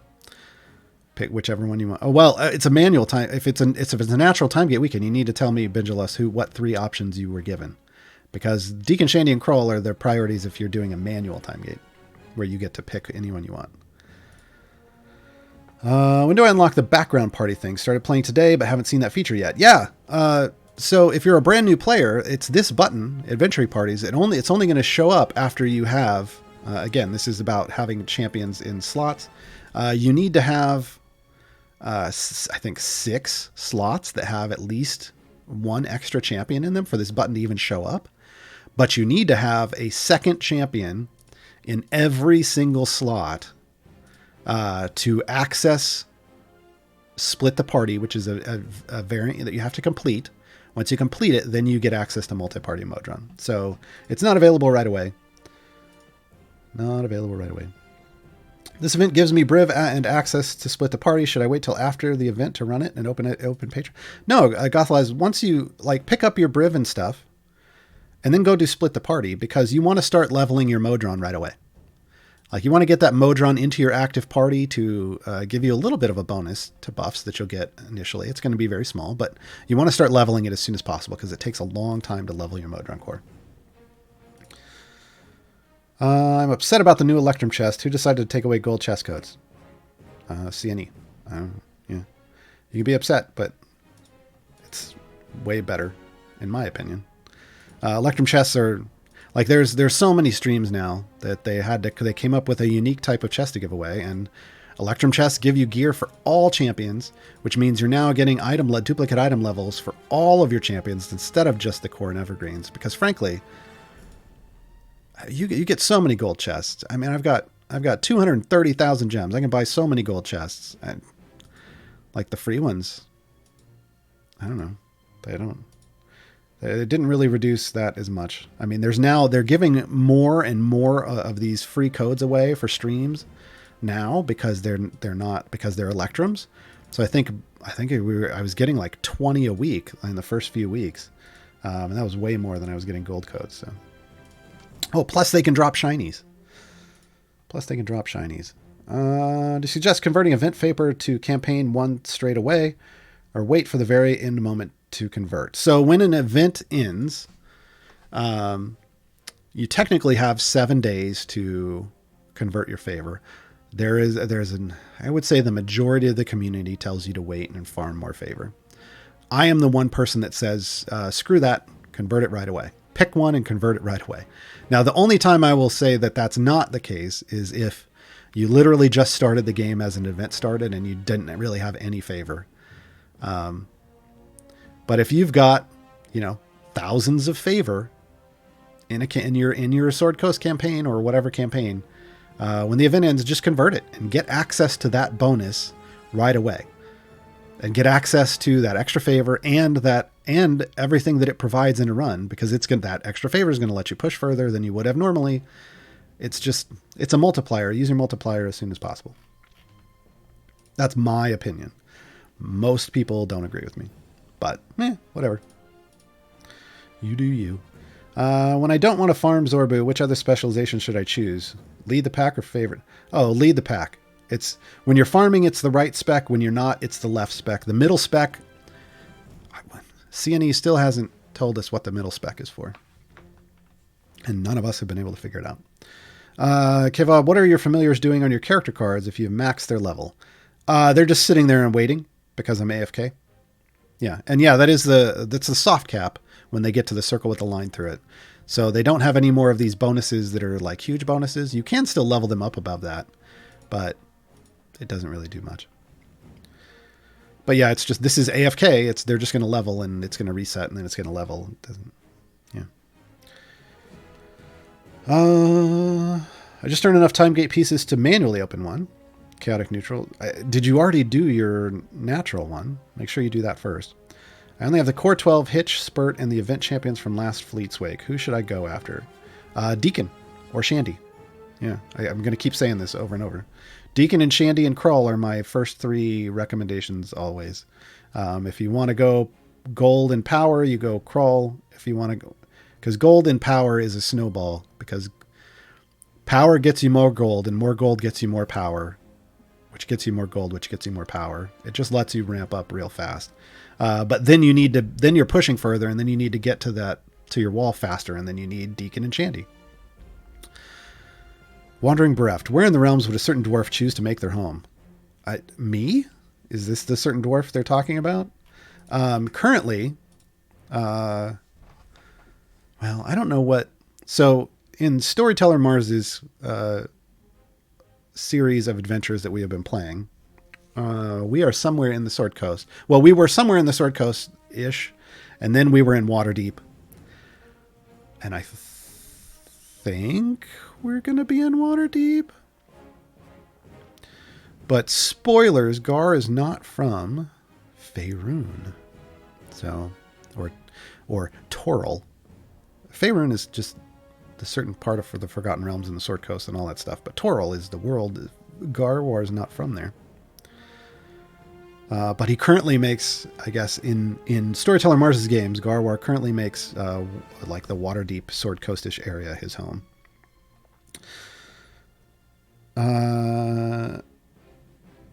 Jay's asking me spoiler questions. No, but he is from that world. He is from that world.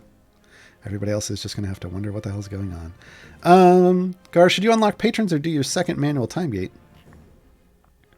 Second manual time gate, yeah. I don't think that you have to have patrons the moment that you're able to unlock them. Because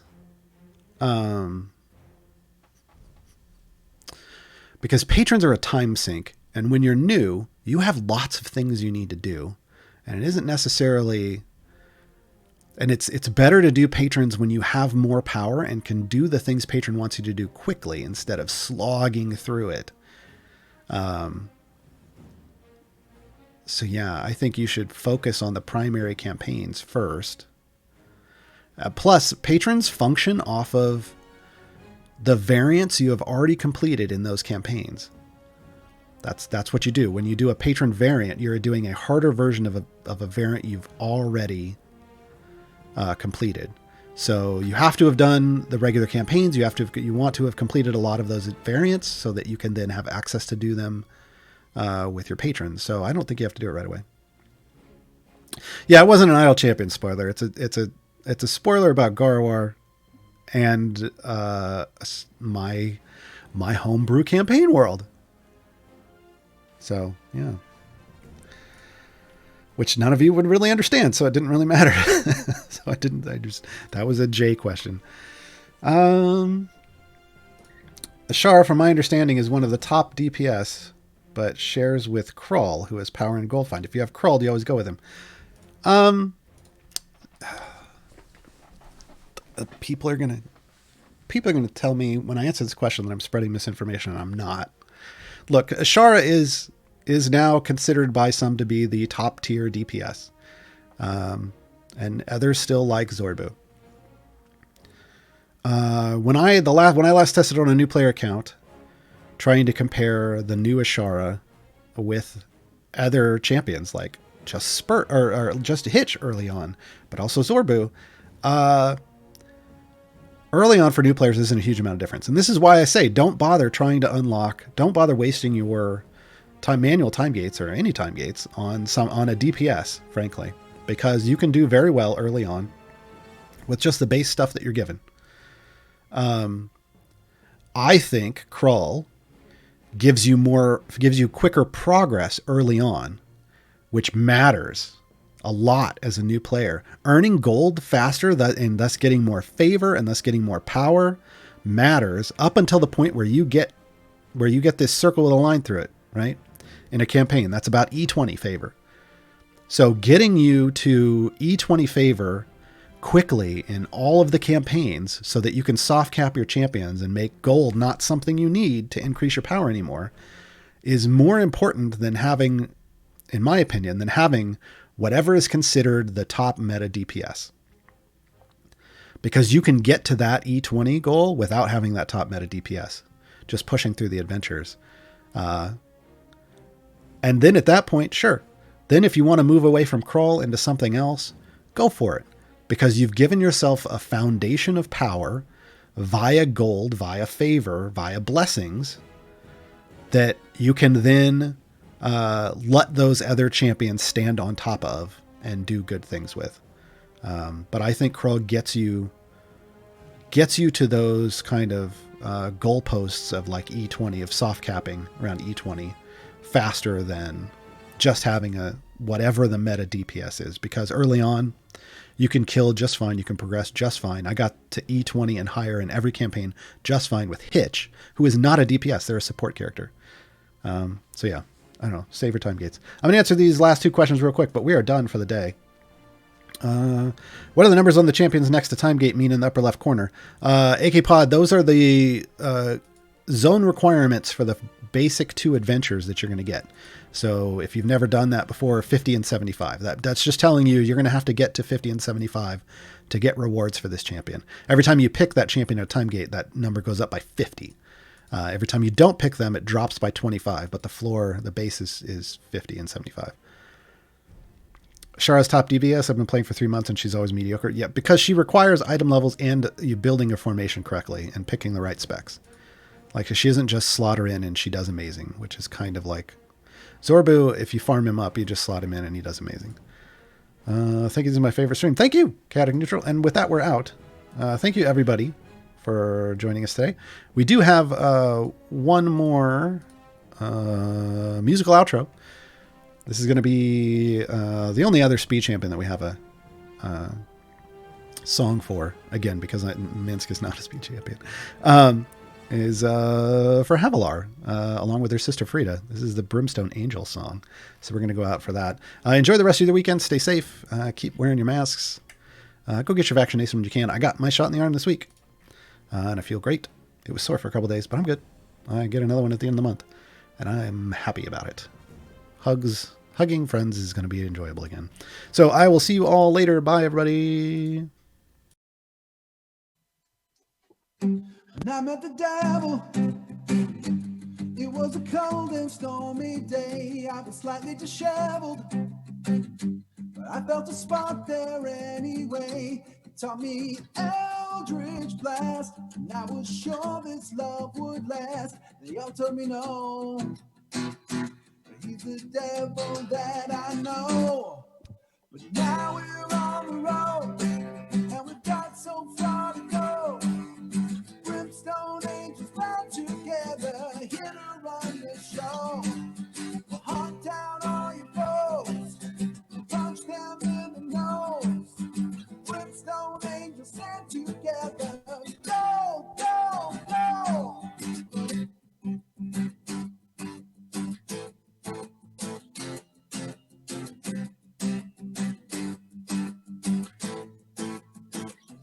Summon the devil.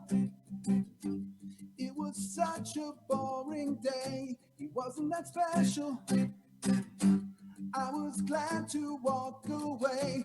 But when we got kicked out, you needed me to bail you out. I raised my blade and sent devils to their grave. But now we're on the road, and we've got so far to go. Brimstone angels fly together, here to run the show. We'll hunt down all your foes.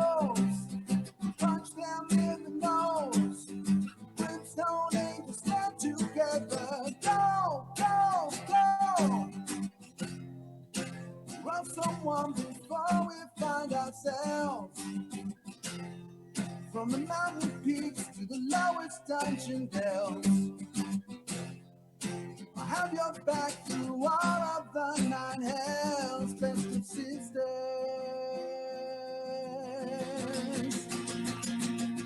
But now we're on the road, and we've got so far to go. Brimstone angels bound together, here to run the show.